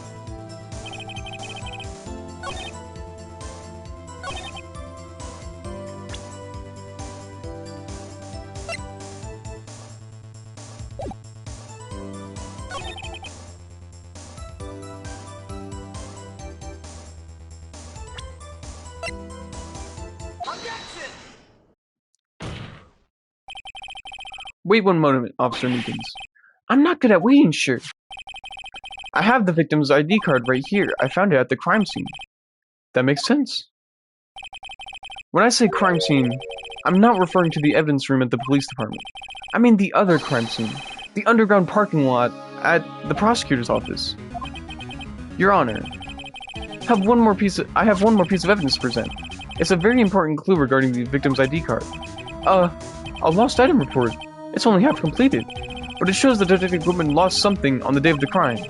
Something important enough to fill out this report. Let me guess. You believe this something has to be his ID card, right? I can't say for sure, but there is a high probability. On the day of the crime, Detective Goodman was not carrying his card. Order! So now, what does this all mean? It can only mean one thing. It doesn't even require much thought. The man Officer Meekins encountered in the evidence room was not Detective Goodman, but rather the man who stole his ID card. Yeah. Order! Does the prosecution have a response? I have only one thing to say to the defense. Bravo, Mr. Wright. Bravo. Allow me to summarize the defense's argument. At 5:15 p.m. on the day of the crime, the man in the evidence room Officer Meekins encountered was not Detective Goodman. There are two grounds to support this. First, the sensor in the locked room was already unlocked. Second, the victim lost his ID card. Am I correct so far, Mr. Wright? Yes. What's he up to? That being the case, we must inevitably arrive at a single conclusion. If the victim in this video is a fake, then the murder in the evidence room is also fake. In other words, the security camera does not show the instant of the murder. That is... well, I guess that's right. Is something wrong, Mr. Wright? Only moments ago you seemed content to be pointing your finger around. This isn't going to end well. Well. It seems you finally realized exactly what you've gone to such lengths to prove. Explain yourself, Mr. Edgeworth. The defense has already done the explaining for me. The victim in this video is a fake, which means the murder did not take place at a police department at 5:15 on the day of the crime. So the real crime could only take place in one location, the underground parking lot at the prosecutor's office. The murderer being Miss Lana Skye, the defendant. The evidence is compelling. Trustworthy witness. Observe the moment of the defendant used the murder weapon. Ah! Damn. I just cooked myself, bruh. Phoenix cooked himself, bruh. I knew that testimony was way too shabby. It was all a trap from the beginning. The activity in the evidence room still leaves many questions unanswered. Who exactly was the victim Officer Meekins encountered? And where did this person disappear to? However, this trial's purpose is to examine only the murder of Detective Goodman. Just so, Your Honor. Mr. Wright, you have to do something, or else Lana... What do I do? How am I supposed to get myself out of this mess? You never wait to see what happens, bro. You always object. One moment, Your Honor. What now, Mr. Wright? Don't tell me you're objecting to what you've just proven. Of course not. But I almost walked right into the prosecution's trap. What are you talking about? This cross-examination has proven one thing and one thing only. The security video did not show me actual murder.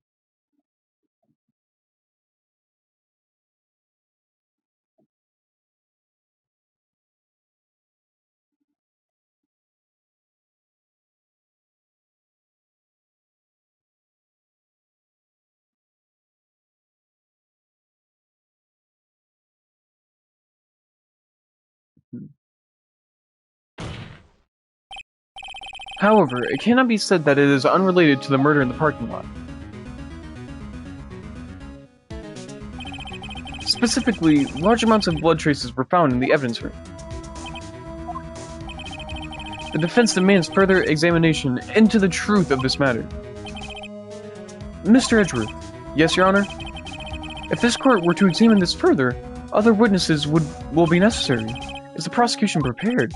I'm sorry, Your Honor. The prosecution considered the incident at the police department to be unrelated. We have not prepared any other witness for this incident. This just might be my chance. Time to call a certain Texas Ranger to the stand. Mr. Wright, do you mean... Your Honor, the defense would like to request a specific witness. Oh? Whom do you have in mind? Someone we have reason to believe knows the truth. The truth behind the activities that took place in the evidence room. The prosecution requests to hear the person's name before deciding whether or not to comply. Very well then, Mr. Wright. This person whom you would like to have testify, what is his or her name?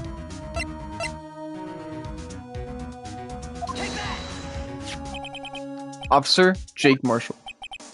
Why him? I can't let Edgeworth know everything just yet. He's in charge of the evidence room. I feel we should hear what he has to say. The prosecution agrees to the defense's request. Since he was responsible for guarding the room, we should hear his testimony. Fortunately, he works in the police department. We shouldn't need longer than 20 minutes to prepare. Very well. The court will take a 30-minute recess while the witness is subpoenaed. Will the prosecution please prepare the witness during this time? We will, Your Honor. Court is now in recess.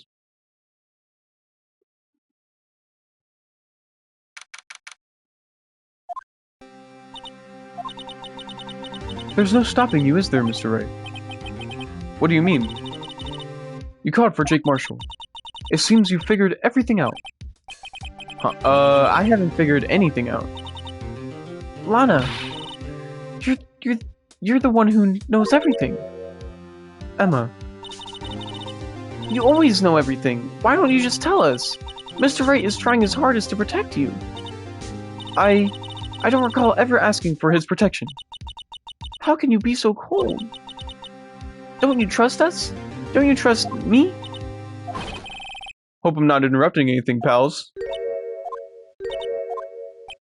Oh, guess I am. I'll come back later. Wait, Detective Gumshoe, what is it? You got a lot of nerve, pal, making a detective run all around while on duty. And to top it off, you call me here. I've seen happier people at funerals. Sorry, detective. You better be, pal. Hey. Hey. I didn't see you with... I didn't see you there, Chief Prosecutor Sky. That's okay, so have you brought what I asked? Oh. You mean this, right? My apologies, Detective. Due to my present circumstances, I was forced to use Mr. Wright's name when making my request. My name? Never in a million years would I have thought it was you who asked me. Could I bother you to bring me the SO9 incident files? I'll need them by noon. Talk about crazy. The SO9 incident? But Lana, that's... I thought Mr. Wright might need them, so I had them brought here. Here, you might do well to read them. I can't believe you. The Chief Prosecutor were a witness in that case. Miss Sky was a witness? SO9 incident files received from Lana Sky. Files for Joe Dark killings, solved 2 years ago. Take it from me, you don't want anything to do with serial murders. Oh, what? Now that I've brought you your stuff, you're gonna ignore me? Emma, but why? Why is your name in here? What? My name's in there? I don't know. Unless... No, it couldn't be. Lana, this SL9 is that? That's the classification number the police filed it under. 2 years ago, the rest of the world knew it was the Joe Dark killings. The Joe Dark? No, Lana. That's over with. No. Emma, wait. She ran away. You know what? I just remembered I gotta be somewhere. Sorry, pal, but I'm out of here. Jake Marshall, Angel Star, Damon Grant, Miles Edgeworth. Shut the fuck up, Phoenix. I need to read these files right now, motherfucker. Perpetrator Joe Dark, crime serial murderer, sentenced to death. Victims: Edward Jones, Jason Knight, Edith Kirby, Rachel Malls, Jeb Bates, Neil Marshall. Head prosecutor Miles Edgeworth. Witnesses Lana Sky and Emma Sky. Executive investigators Damon Grant, Lana Sky. Head investigator Bruce Goodman. Investigators Jake Marshall and Angel Star. Okay. Well, this gives me nothing I didn't know already! Who are some of these victims, bro? Do these victims mean anything? Neil Marshall or something? Like, who's Neil Marshall? Whatever. Not to mention Lana and Emma. Everyone involved in this case is connected to those killings 2 years ago. This can't be just a coincidence. Knowing you might just be able to figure it out. Time to get back to the trial, Mr. Wright. Best of luck. I better take a good look at this file. I did, but it doesn't give me fucking cock and balls.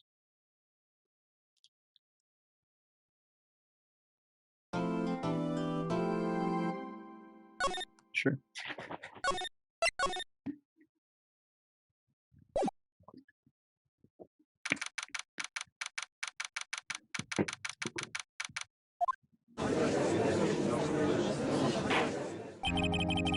The court will now reconvene for the trial of Miss Lana Sky. Emma didn't come back. Allow me to call the next witness to the stand. The officer in charge of guarding the evidence room on the day of the crime. Witness, please state your name and occupation. Me, partner? Oh, I'm just a man. Same as you, wandering the trails of civilization.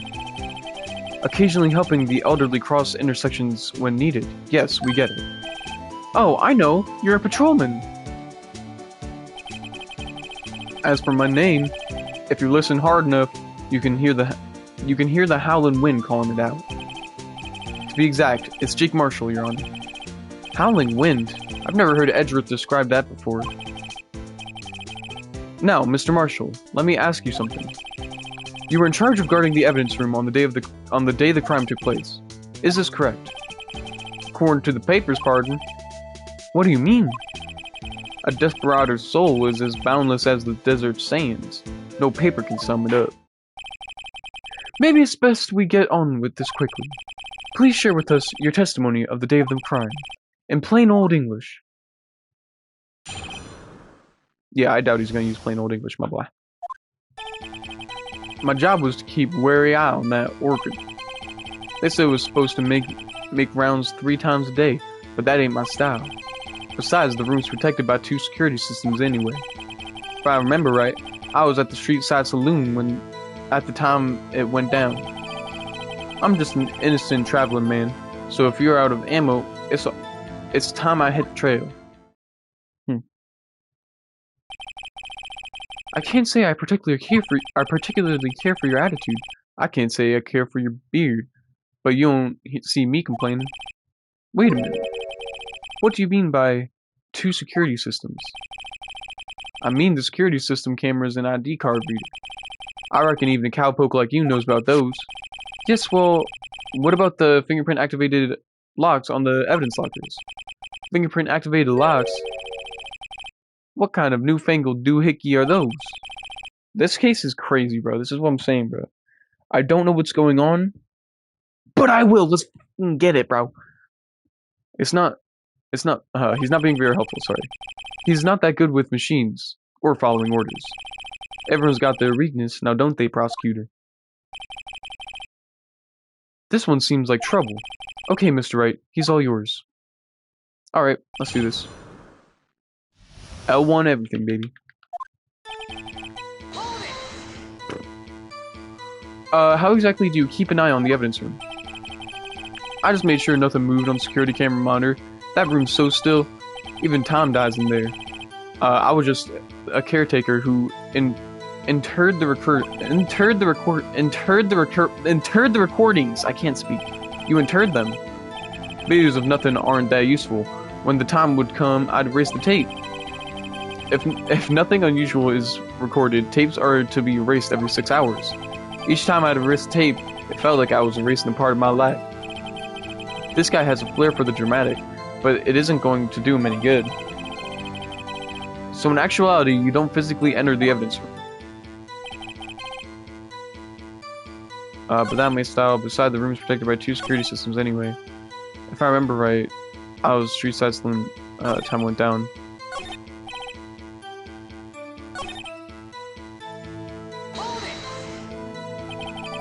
But you made your rounds on the day of the crime, right? And you heard a word I said, partner. I told you that it ain't my style. I'm afraid I don't understand. No desperado I know lets rules get in his way. No desperados I know would join the police force. So, Officer Marshall, on the day of the crime, just between you and me, didn't set foot in the evidence room that day. There was a rubber glove stuck between the victim's locker. Do you know anything about that? Sorry, partner. Can't say I do. Haven't been in that crypt in weeks. How does this guy avoid being fired? Okay, well, Cap.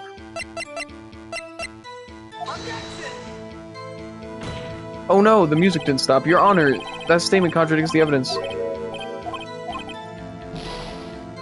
What the hell? It does. He did step foot in that room, though. He did step foot in that room, though. So that's pretty fucked up that didn't work. Oh, wait. Wait. Oh, fuck. I pressed the wrong button.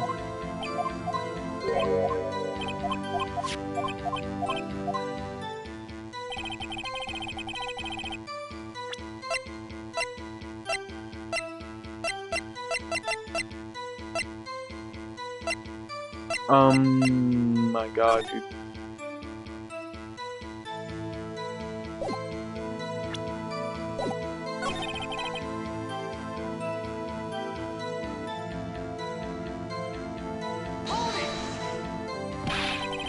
What were you doing in a place like that? I was eating spaghetti. Not even Angel Steak lunches can beat Parlor's Bengal sepia pasta.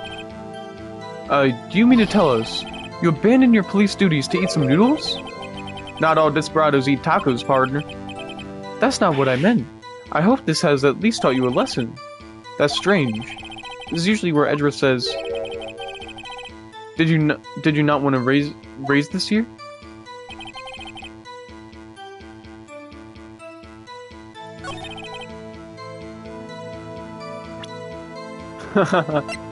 Nah, it's okay.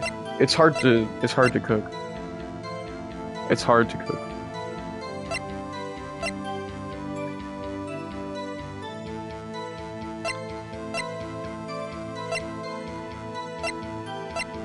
Dude, there's so much evidence. I feel like I'm dying.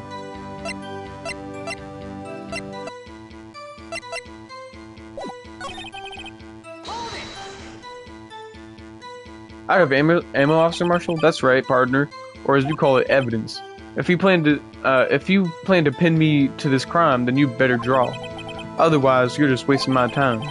My steel horse is waiting to carry me back west into the sunset. One thing seems clear. Despite being responsible for guarding the evidence room, the witness doesn't appear to have seen anything. Texans don't take orders from anyone. Everyone knows that. Apparently your superiors, okay, I have a trump card up my sleeve. I'd best keep my cool. Before I use it, though, I'd better up the ante. Okay, yeah, that's true. Okay. This case is freaking insane, dude. Oops, I pressed the wrong button. Basically, 2 people were killed. Like, they're saying... No, not 2 people were killed. 1 person was killed. And... I didn't... I just accidentally presented my freaking badge in the courtroom.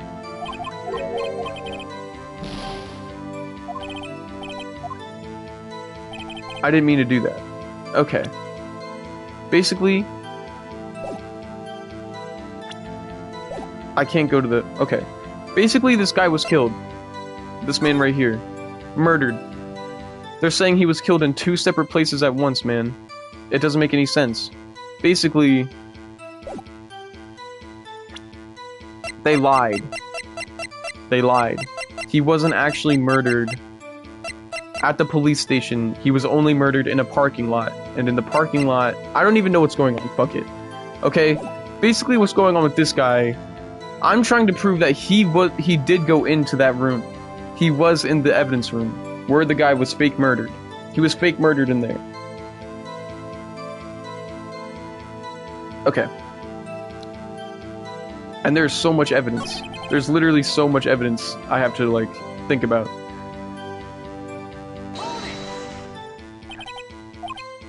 Of course, back in the day, my locker was a goldmine of evidence. And yet you didn't know about the fingerprint locking mechanism? Sorry, partner. I ain't good with machines. I couldn't even tell you how a bike works. That's quite, incredible. The sensors on the locker handles cannot be seen. It's well known that some detectives are unaware of their presence. Now that he mentions it, Detective Gumshoe said something like that too. At any rate, it doesn't seem that it is relevant to the case. Can you tell us what you were doing, when the crime took place? If I remember right, I was at the Street Side Saloon, the time it went down.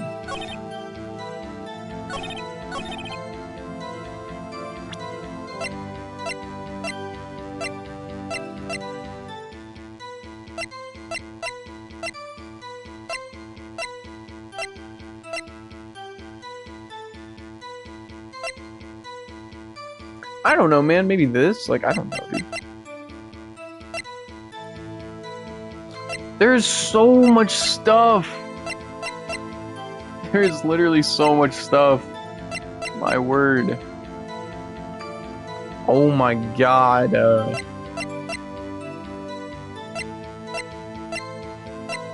But then, like, everything on the first page just doesn't matter.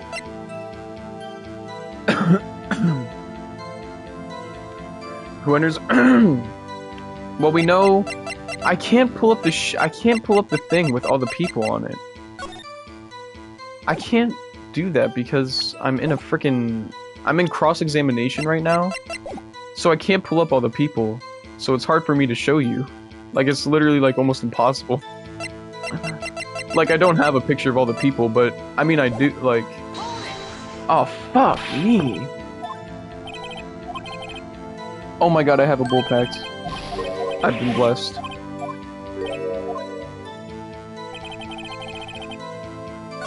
Okay, I'm gonna hit this bull quick, and I'm gonna freaking peek.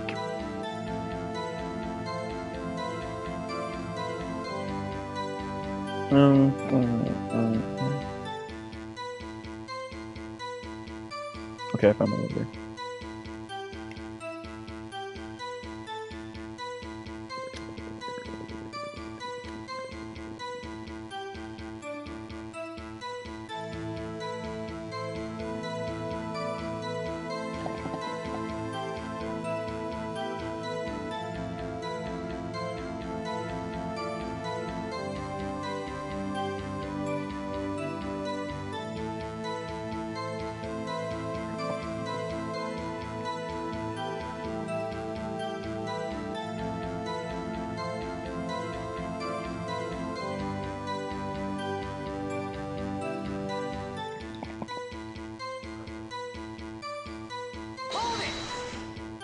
Oh my god.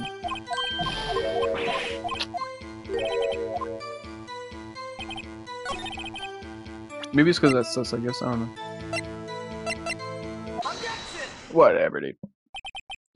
Officer Marshall, doesn't it strike you as odd? That is, you being called in to testify like this? After all, you weren't in the security room at the time of the crime. And yet you dragged me down here.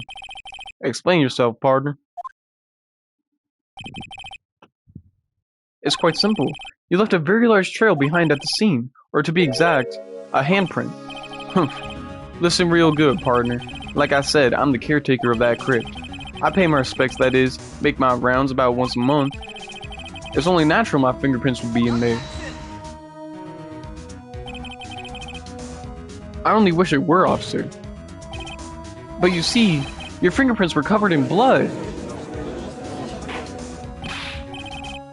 Witness, what is the meaning of this? Your bloodstained fingerprints were at the crime scene? The blood was wiped away. However, the luminal test clearly revealed this. Well, Officer Marshall, it seems to me there ain't a person in this room with a head on his shoulders. I take it you have an explanation then, Officer Marshall? About the bloodstained fingerprints? Very well, you may begin your testimony about your fingerprints, found at the scene of the crime.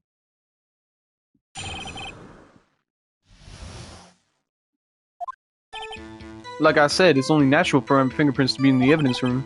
One of them just happened to be at the same place as the bloodstained handprint. The murderer touched the locker where my fingerprint was by chance. The bloodstain and the fingerprint are completely unrelated.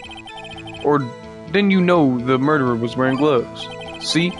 I had nothing to do with it. The witness's explanation appears valid, though there's room for doubt.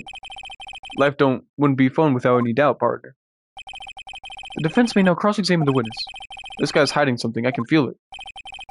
Now's my chance to prove it.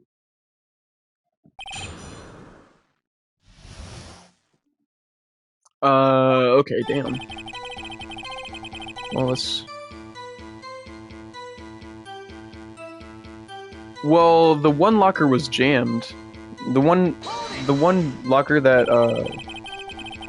the one piece of evidence that we found that contradicted one of the things earlier was that the locker was jammed, so anyone could have opened it. Like, there was a rubber glove in it.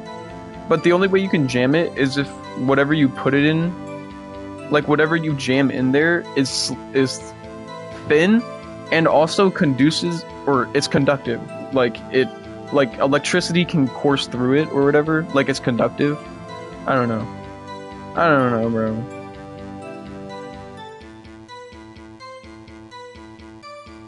You know what I mean?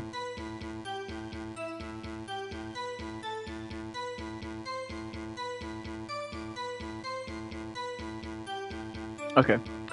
Okay. That's... Oh, wait, never mind. I mean, all the other lockers...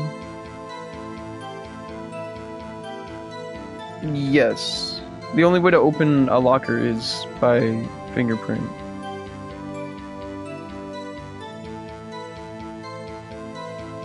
That's because... How do you put it? Pay your respects once a month? Yeah, that's right.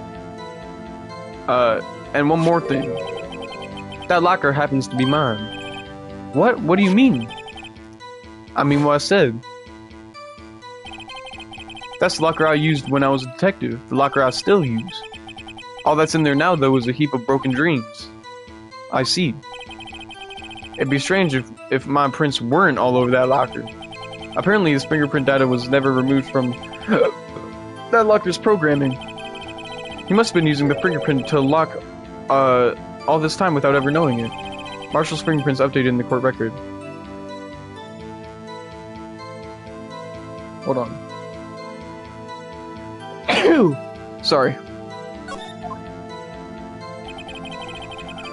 One of them just happened to be at the same... Okay, yeah. So then, what about the bloody... Thank you. What about the bloody handprint? Wasn't mine. Wasn't mine. It's no mystery. Please explain. My locker is covered with my fingerprints. It just so happened... Okay. The chances of that happening are 1,000,000 to 1. On the contrary, one could argue just the opposite. The chances of that not happening are 1,000,000 to 1.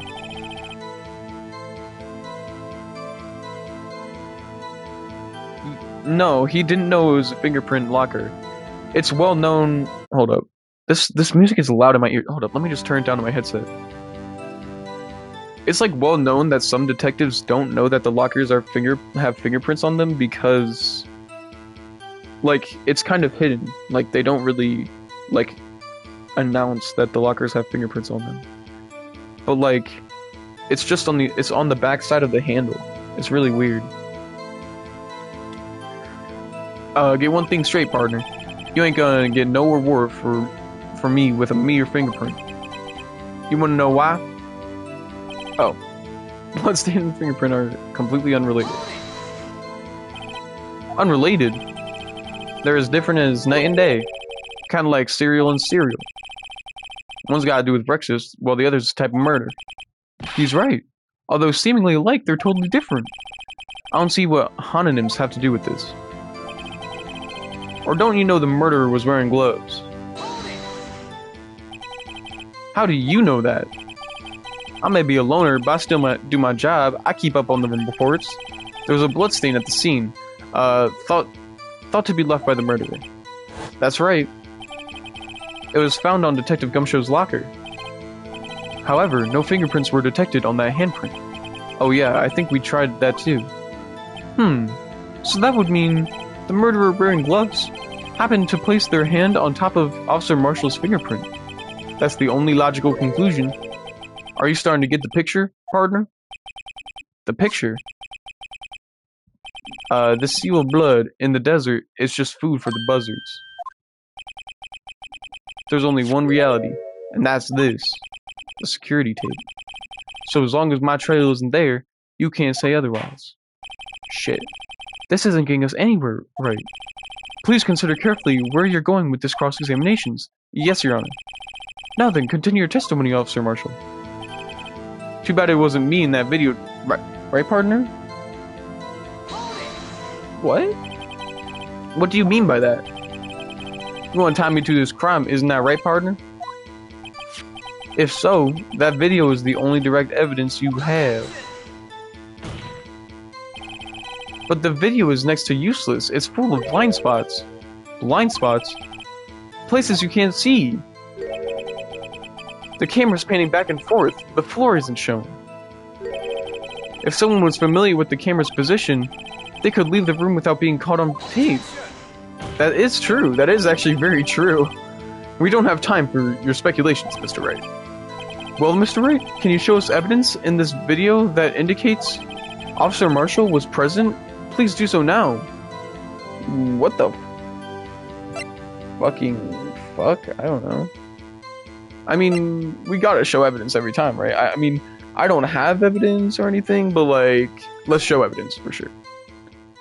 Oh, dude, he's so edgy, bro. He's so edgy. For real.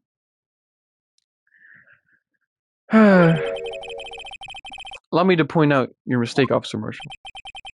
Tread carefully, Mr. Wright, or you might wind up being the one making the mistake. Now then, let's have another look at the video. Show us this incriminating evidence of the witness, Officer Jake Marshall. Okay, pause. No, no way. Wait, no. Wait, no, I can't pause the music. No, wait. Okay, I'm going on my freaking menu, bro. There's no freaking way. I don't want to look at this freaking video again, dude.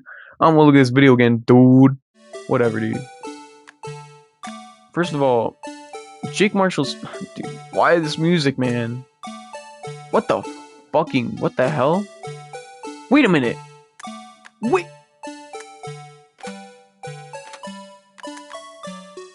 Okay, you might think I'm bugging. If you don't...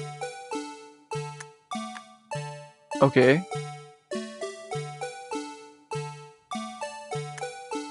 Okay. I'm about to line this shit up on God. I'm about to speedrun this shit.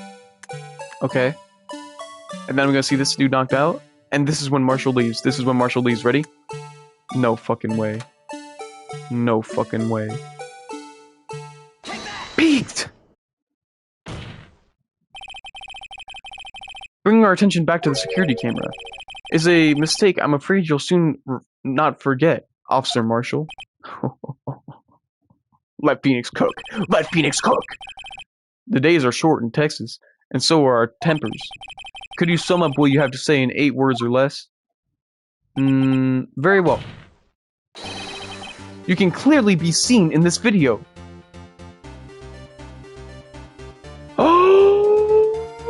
Why did I count those fucking words on my hand, bruh? Why did he cook?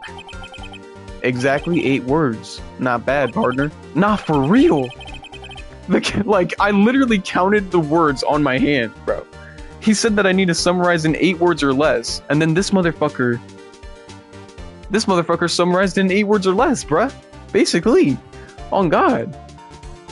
The key lies in a certain locker shown in the video. Oh my God. That locker with the white cloth sticking out. That was the witnesses, I believe. Now then, let's rewind the video a bit.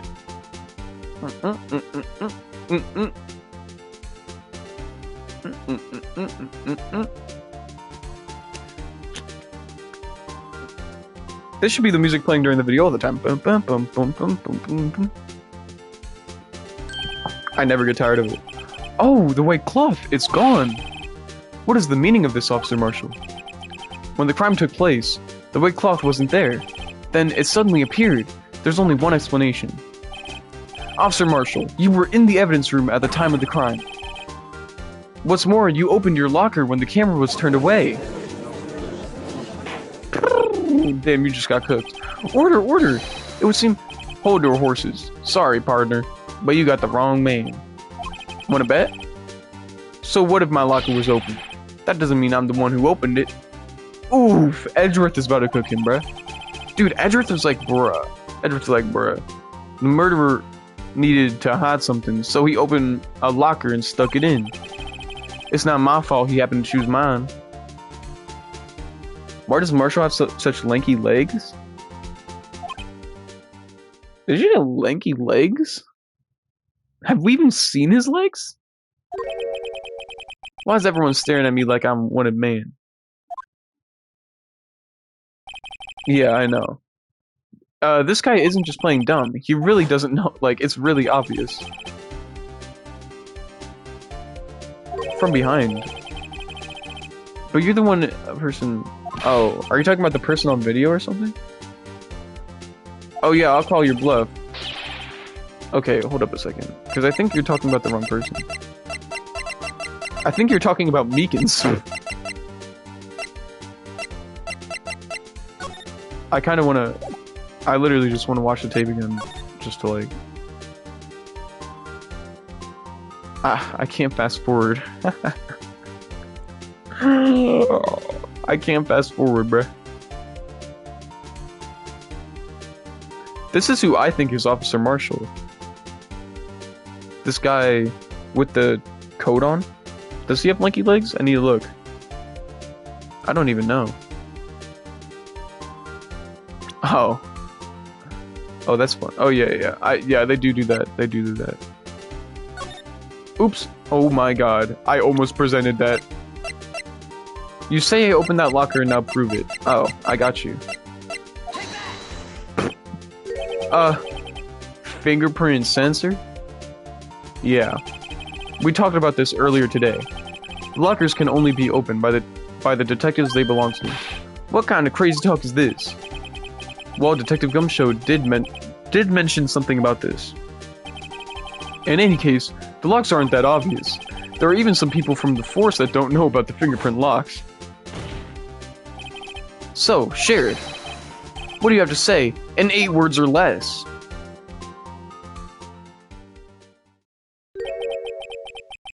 I only got 1 word for you, partner. No!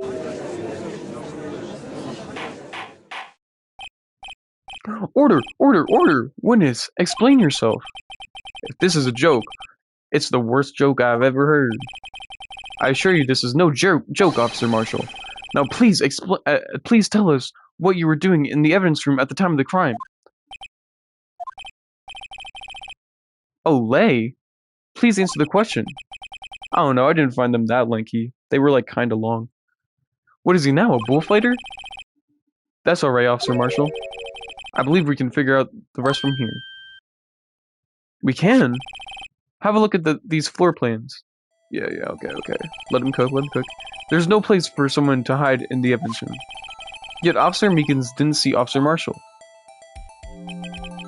If that's so, then where was the witness? It seems Mr. Wright has an answer. That's right.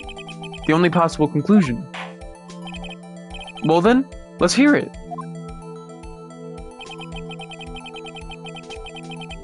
Where was Officer Marshall at the time of the crime? What?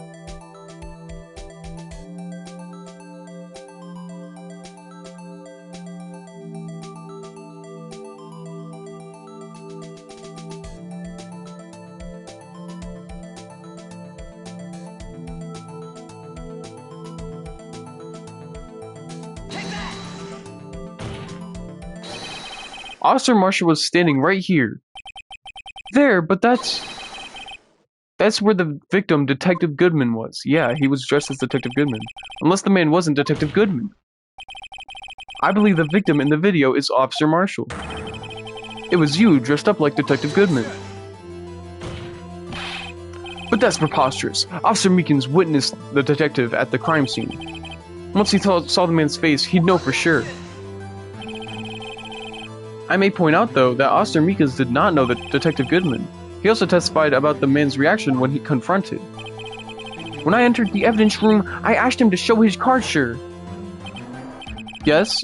And how did Detective Goodman respond? He suddenly pulled a knife on me!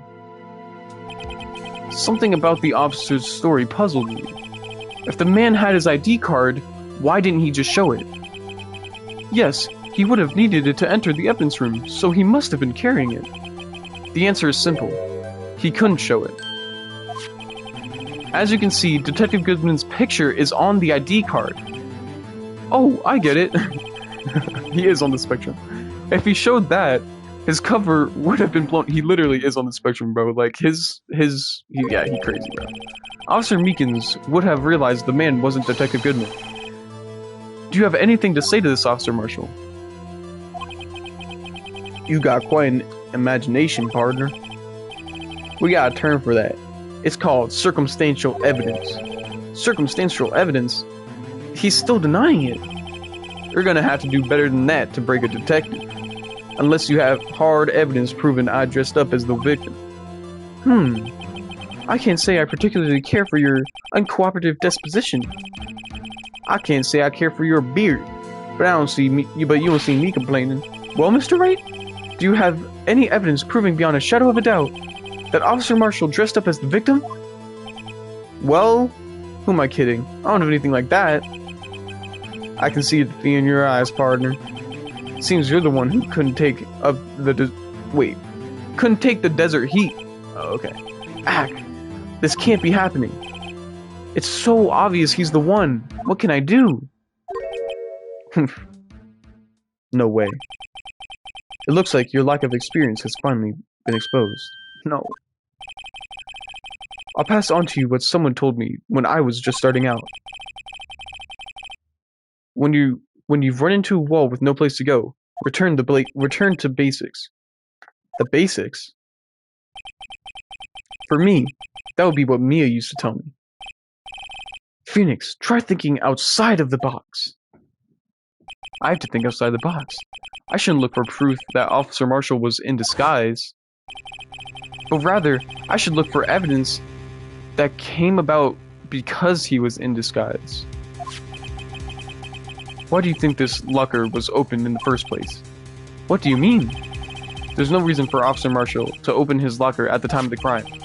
Yet he did, despite the chance it might be discovered later, as it has been. Which means he didn't originally plan to open his locker.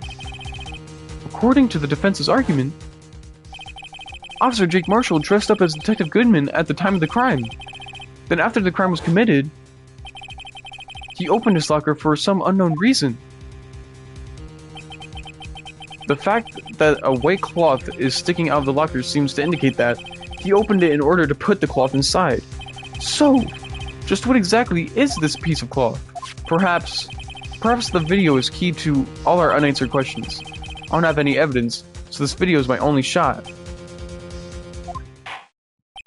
Fuck me, dude. I have to watch the video again. Part 27 of watching this video, man. Show us why our witness had to open his locker. Oh my god, dude. Why, man? Oh my god, dude. Okay. Should I fast forward for you? Or, like, I was just gonna, like, fast forward and look at parts, but you know what? We might just have to watch the whole video again. No, I'm playing. Let me fast... Like, I can't do this, bro. Okay, so obviously... Or, rewind. This is the rewind button. This fell out. Oops. God damn it. Like, that fell out, but that's not the white cloth. Like, we already used that as evidence. So... It might actually be during the fight. It might actually be during the fight. Hold up. Wait. Does he have anything on him? Okay.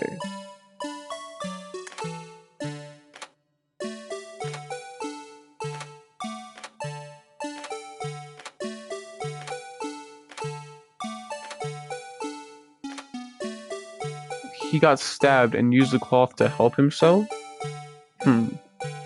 Maybe. That might work.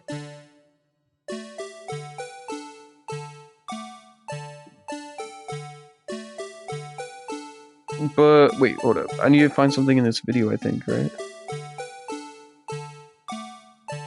Wait, what am I doing right now?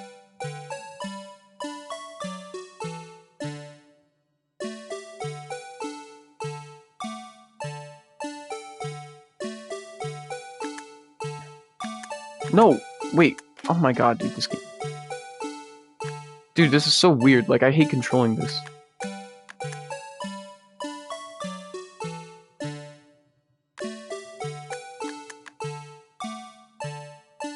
Shit.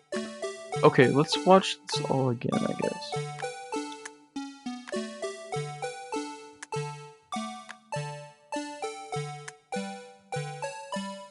Why does it get stuck here?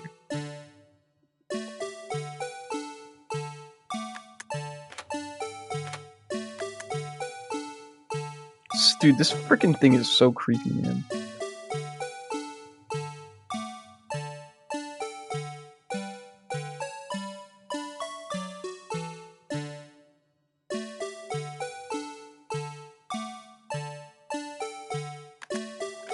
Oh, wait.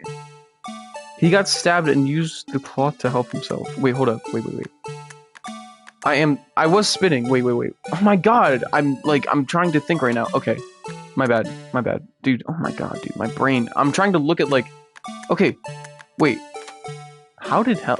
When did he get stabbed, though? Like... He did get stabbed.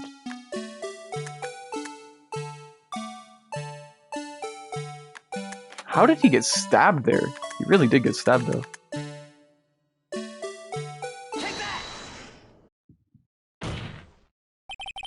For some reason, you disguised yourself as Detective Goodman, and entered the evidence room. Though, yeah, I was trying to find out when he got stabbed. Like, it looks so weird. Yet, however, something unexpected happened. Officer Meekins barged in on you. When he asked you to show your ID card, you pulled a knife on him. However, Officer Meekins panicked, and the white coat you were wearing was soiled with blood. A bloody white coat. You couldn't just walk out like that, so you hid the coat in your locker.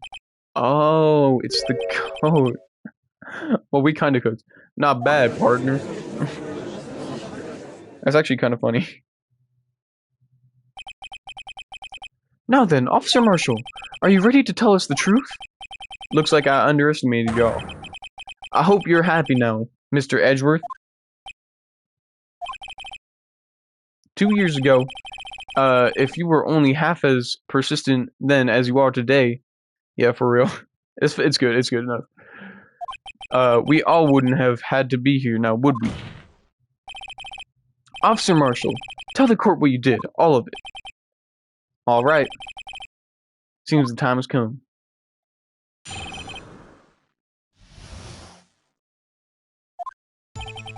I had to do it that day. I couldn't just stand by and let it die. I stole the detective's ID and dressed like him. I planned to take out the evidence. I wasn't expecting Officer Meekins. I knocked him out, and I managed to escape. I knew which areas wouldn't be caught on the camera. There wasn't any murder in the evidence room at 5:15. Okay.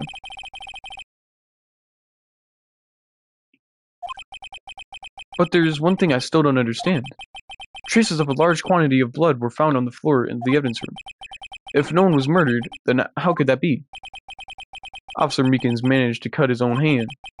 My guess is he's the donor. It was way too much blood for such a small donation.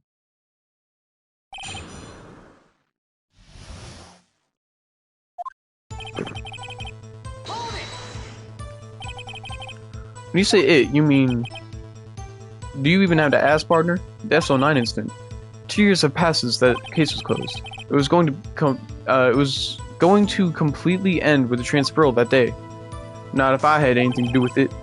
That incident's not over. But what had you hoped to accomplish by sneaking into the evidence room?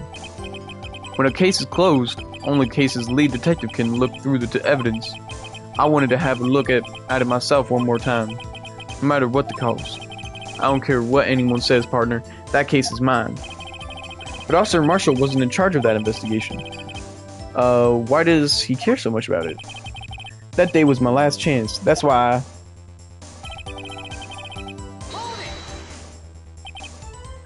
Why did you disguise yourself as Detective Goodman?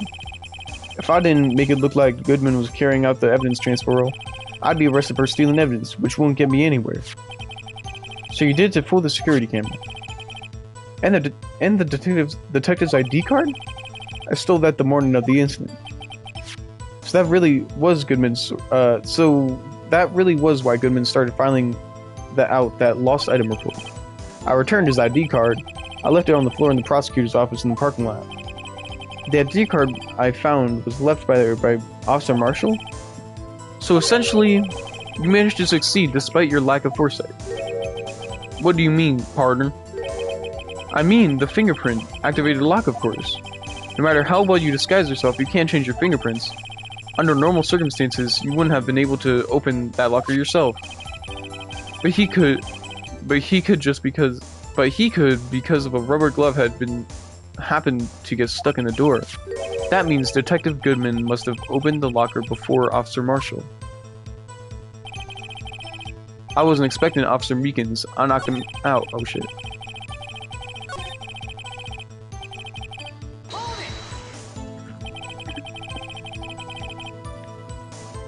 You pulled a knife on Officer Meekins and tried to drive him off? Let's just say I was a little surprised. I only planned on being in the evidence room for no more than 5 minutes. I didn't think anyone would actually come in during that short time. Officer Meekins certainly is a one-in-a-million type of person. Mistakenly a detective for an intruder and demanding to be shown his ID. I'll have to think a little more about his raise this year. When did Edgeworth get so much influence? Anyway, he threw himself at me and ended up cutting himself slightly. I'm sorry it had to turn out that way. With me knocking him out and everything. By the way, what happened to your knife? Oh, you mean this one? I don't know what to say. So you knocked Officer Meekins out in...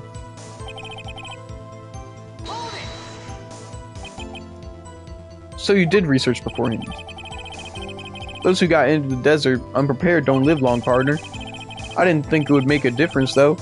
The security tape is erased every 6 hours. If all had gone as planned, no footage would have been left. However, you bloodied your coat in your struggle with Officer Meekins. If someone was in the security room when I came out, the jig would have been up. So I opened my locker and stashed it in there. What was Officer Meekins doing during that time? What else? He was sleeping like a baby. So what you're saying is on that day...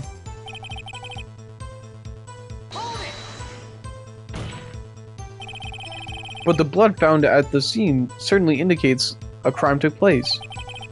What are you, blind?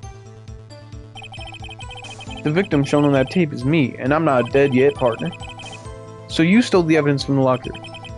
Actually, no, I didn't. Why not? When I opened the locker, the evidence was already gone. What? Mr. Edgeworth, where is that evidence? It's still missing, Your Honor. Detective Goodman's locker was already empty. Someone else stole the evidence. Officer Marshall, may I ask you one thing?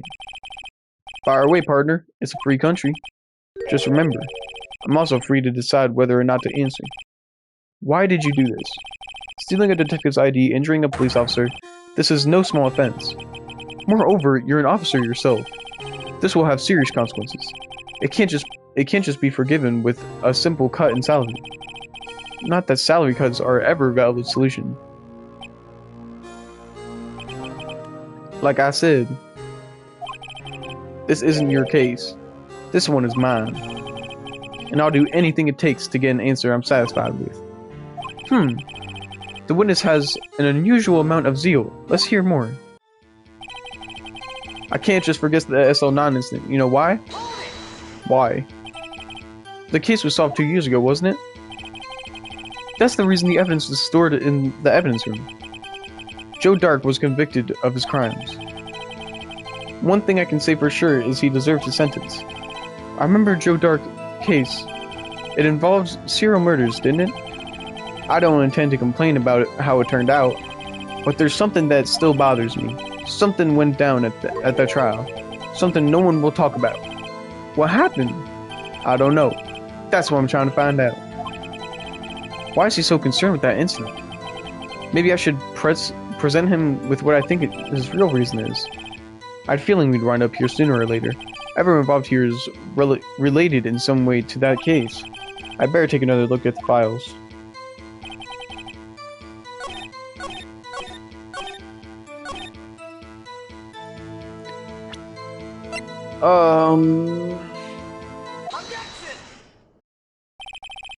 Officer Marshall, I think I understand. I think I know why you care so much about the SL9 incident. Sounds like you've been sipping too much cactus juice, partner. I have the SL9 incident file here. The name Marshall is mentioned in here. In a list of murder victims. Neil Marshall. Are you related to this man? Neil Marshall? Yeah, I'm sure you've heard the name. 2 years ago? He received the same lousy prosecutor award you got. What? A prosecutor? You must be talking about the King of Prosecutors award. Now I remember. Prosecutor Neil Marshall. He handled the SL9 case before I did. Oh, you need sleep? Oh shit, my bad. Have a good night, bro. Have a good night, man. Sleep well. That's right, he was killed, and the case fell into your hands. But what's his relation to you? He was my brother. See you, Brody. Have a good one. He was investigating the murders with Damon Gant, the deputy chief of police. The group of detectives I was part of worked under them. We were desperate to prosecute the killer. Joe Dark. My brother fought Dark and was killed. That was the first time Dark left behind any evidence. That was all we needed. He was arraigned and incarcerated. The case is finally closed, at least according to the public records. What do you mean? My brother couldn't have been killed by Joe Dark. I knew my brother better than anyone. No one could have beaten him in a fight. And that's it? That's your reason for your insane actions? There's more to my brother's death than the records say. No matter how much you try to hide it, you can't fool me. Well, at least one thing's for certain. Now we know what happened at the police department on the day of the crime. That was the last day the SL9 could be reopened. Not satisfied with its resolution, Officer Marshall planned to steal the evidence. Disguising himself as Detective Goodman, he entered the evidence room. Officer Meekins confronted him, so he rendered him unconscious and fled. Yes, this mystery has finally been cleared up. No murder took place at the police department that day. The things that happened by chance never cease to amaze me. At exactly the same time as the murder at the prosecutor's office, this fake murder was going on at the police department. Chance? It's gotta be more than just that. So if no one was murdered at the police department on the day of the crime, that means the murderer in the prosecutor's office parking lot is the real one. Which in turn means only one person could have committed the crime. Chief Prosecutor Lana Skye. But wait, a verdict wasn't reached in yesterday's trial. Which is why we examined the incident by the police department today. But there's only one reason the defendant was not convicted yesterday. There yet remained a mystery of the simultaneous murder at the police department. It seems to me, this boy's got the draw on you, partner. All the mysteries at the police department have been resolved, no doubt about it. Our sole murder took place at the prosecutor's office. The only suspect is Lana Skye, and her testimony of one Miss Angel Star is completely incontestable. If you have a response, make it a single word or less. A single word response. Arg! I rest my case. Damn.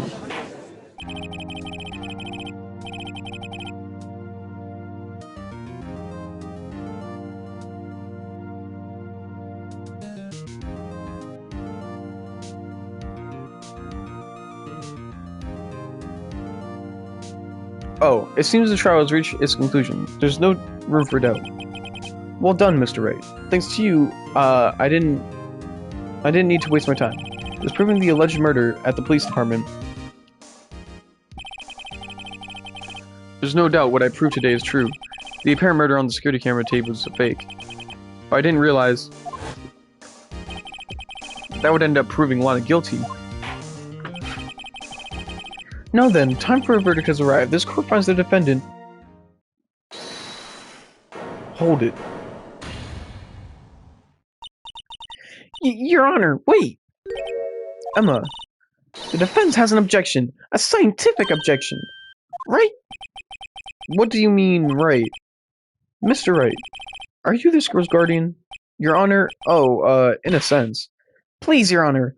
All I'm asking is for a minute of your time. Please hear me out. Mr. Edgeworth, please.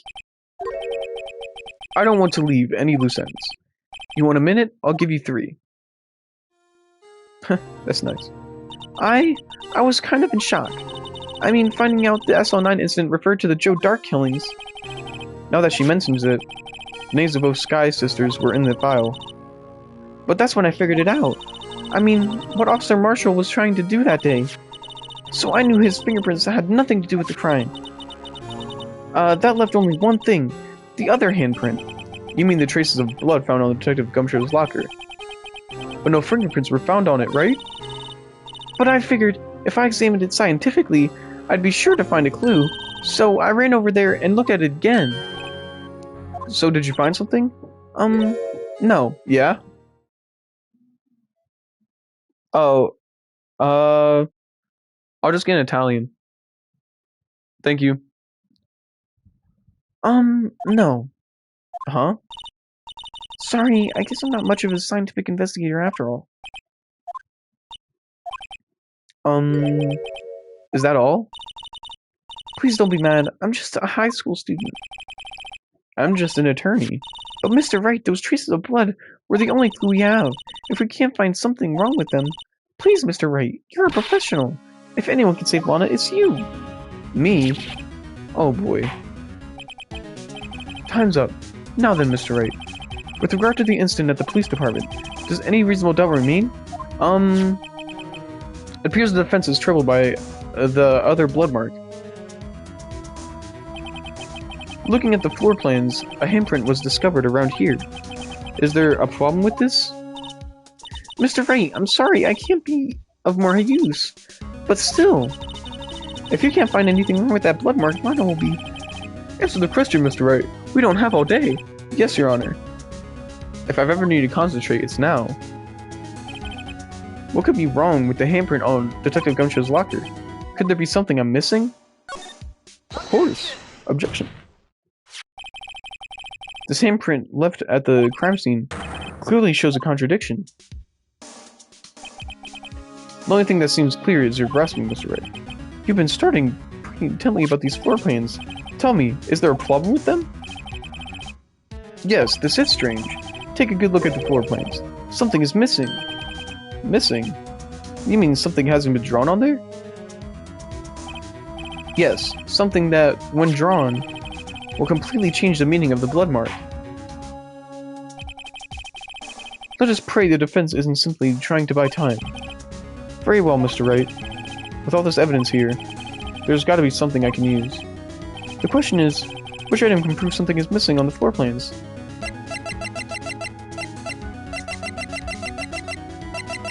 Well, the tape, or...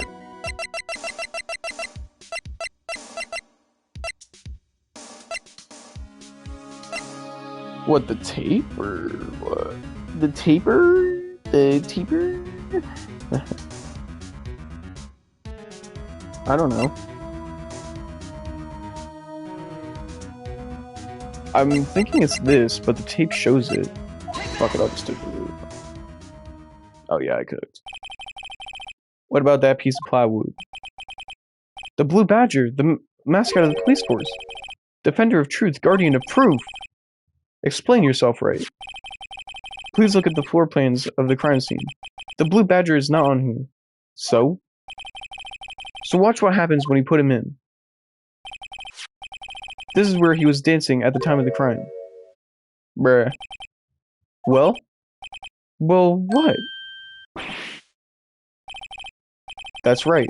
As long as the Blue Badger is dancing here, it would be impossible to place a handprint on the spot in the locker. What? We could. That's what, buddy. So that means, just exactly what does it mean? It means it can't be done. What are you saying? Blood traces were clearly undeniably found on the locker. Don't look at me. I didn't put that there. Mr. Wright, think it through scientifically. Emma. On that afternoon, Officer Meekins was the one who brought the Blue Badger into the evidence room, right? After he put it down, it would be impossible to leave a handprint on the locker. So that must mean its blood mark was left there before the Blue Badger was brought in. One moment, I will not allow such far-fetched balderdash into my courtroom. That may sound far-fetched, Your Honor, but it's the only possible explanation.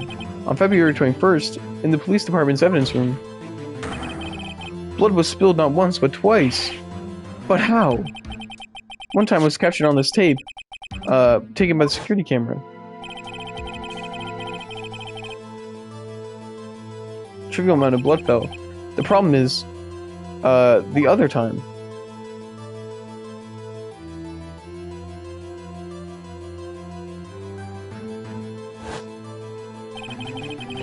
Someone bled prior to the struggle shown on this tape.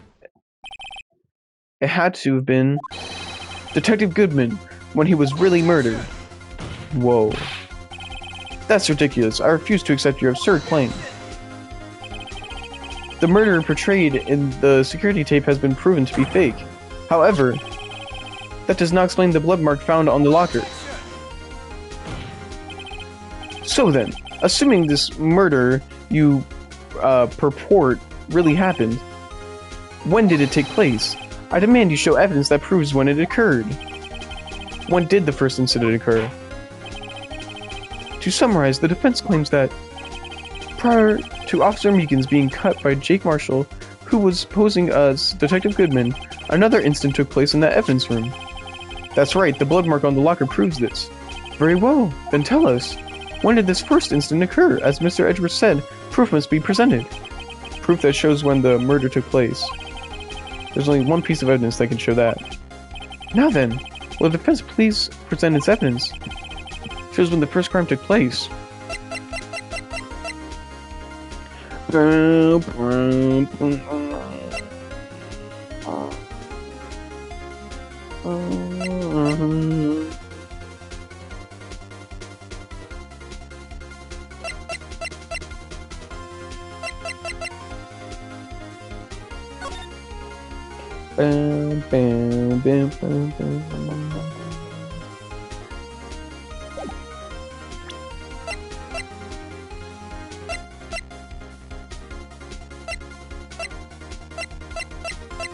Dude, I don't know.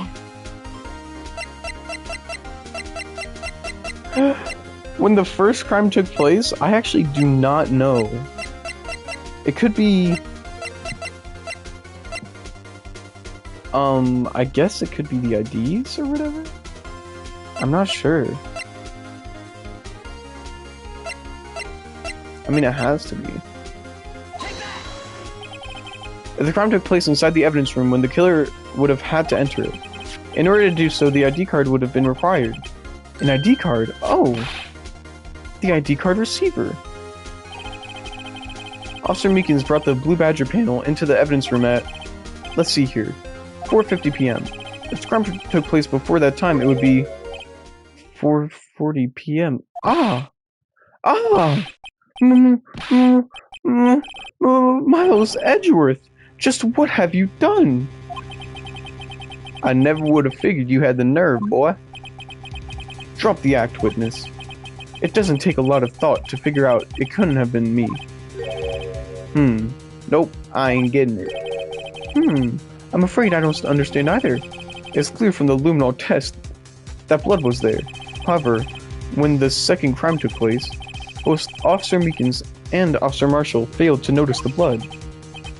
That means the blood from the first crime was wiped away by the real murderer. I would have had just 10 minutes to murder the victim, carry his body away, and clean up the blood. Unfortunately, that's physically impossible. That would mean the crime must have taken place before Mr. Edgeworth entered the evidence room. Let's take a look at the chart again. There's only one other card remaining, 777777. Talk about a lucky number. But wait, that doesn't make sense. How could Detective Goodman have entered the evidence room? Since there's no record of his card being used beforehand, he must have entered along with the real murderer. That's the only plausible explanation. He went in with 7. Mr. Edgeworth, please look into this ASAP. Find out whose ID number this 7 is. That's 1 7 too many, Your Honor. Unfortunately, I'm unable to look up the owner of that ID card, at least at present. What? Explain yourself, son. The ID number 7 belongs to someone with the rank of captain or higher. Someone who is a so-called executive officer. We don't have the authority to inquire into such a person's identity. But that's ridiculous. Just how... I'm not finished talking, Mr. Wright. There's one situation in which we can be granted such authority. if an official charge filed against an executive is accepted. An official charge? You're all like, aren't you? With your cover-ups and your forgeries? That's how the prosecutor's office operates. I take pride in my work, Officer Marshall. I would appreciate if you keep your slander to yourself. Slander, is it? Okay. Let me ask a question. Yes. No, not you. To her. The defendant sitting over there. Your own little executive. Lana? Don't be stupid. She's been charged with murder. Of course we've looked up her ID number. And it's not 7. Don't play me for a fool, partner. That's not what I want to ask. All I want to know is one thing about that incident. The SO9 incident. Answer me this, Chief Prosecutor. In that trial 2 years ago, did you really use legitimate evidence?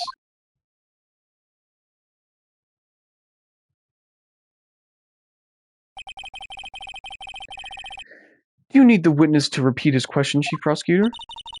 I heard him fine, Mr. Edgeworth. 2 years ago, I was in charge of the prosecution for the trial. At the time, we felt powerlessness of the law. At least, I did. Lana! I became a prosecutor in order to suppress crime with the law. But before I realized it, we were the ones being suppressed by the law. Defendant, just what are you saying? I'll ask you again, Chief Prosecutor. During that trial 2 years ago, did you really present all the evidence in court? Can you look me, an investigator in that crime, in the eye and say that you did? Chief Prosecutor, you didn't. I don't have to, Officer Marshall. Why won't you answer him? Drastic circumstances require drastic measures. That's just the way it is. We did what we had to, in order for him to get the verdict he deserved. But Lana! Even if it involved forging evidence.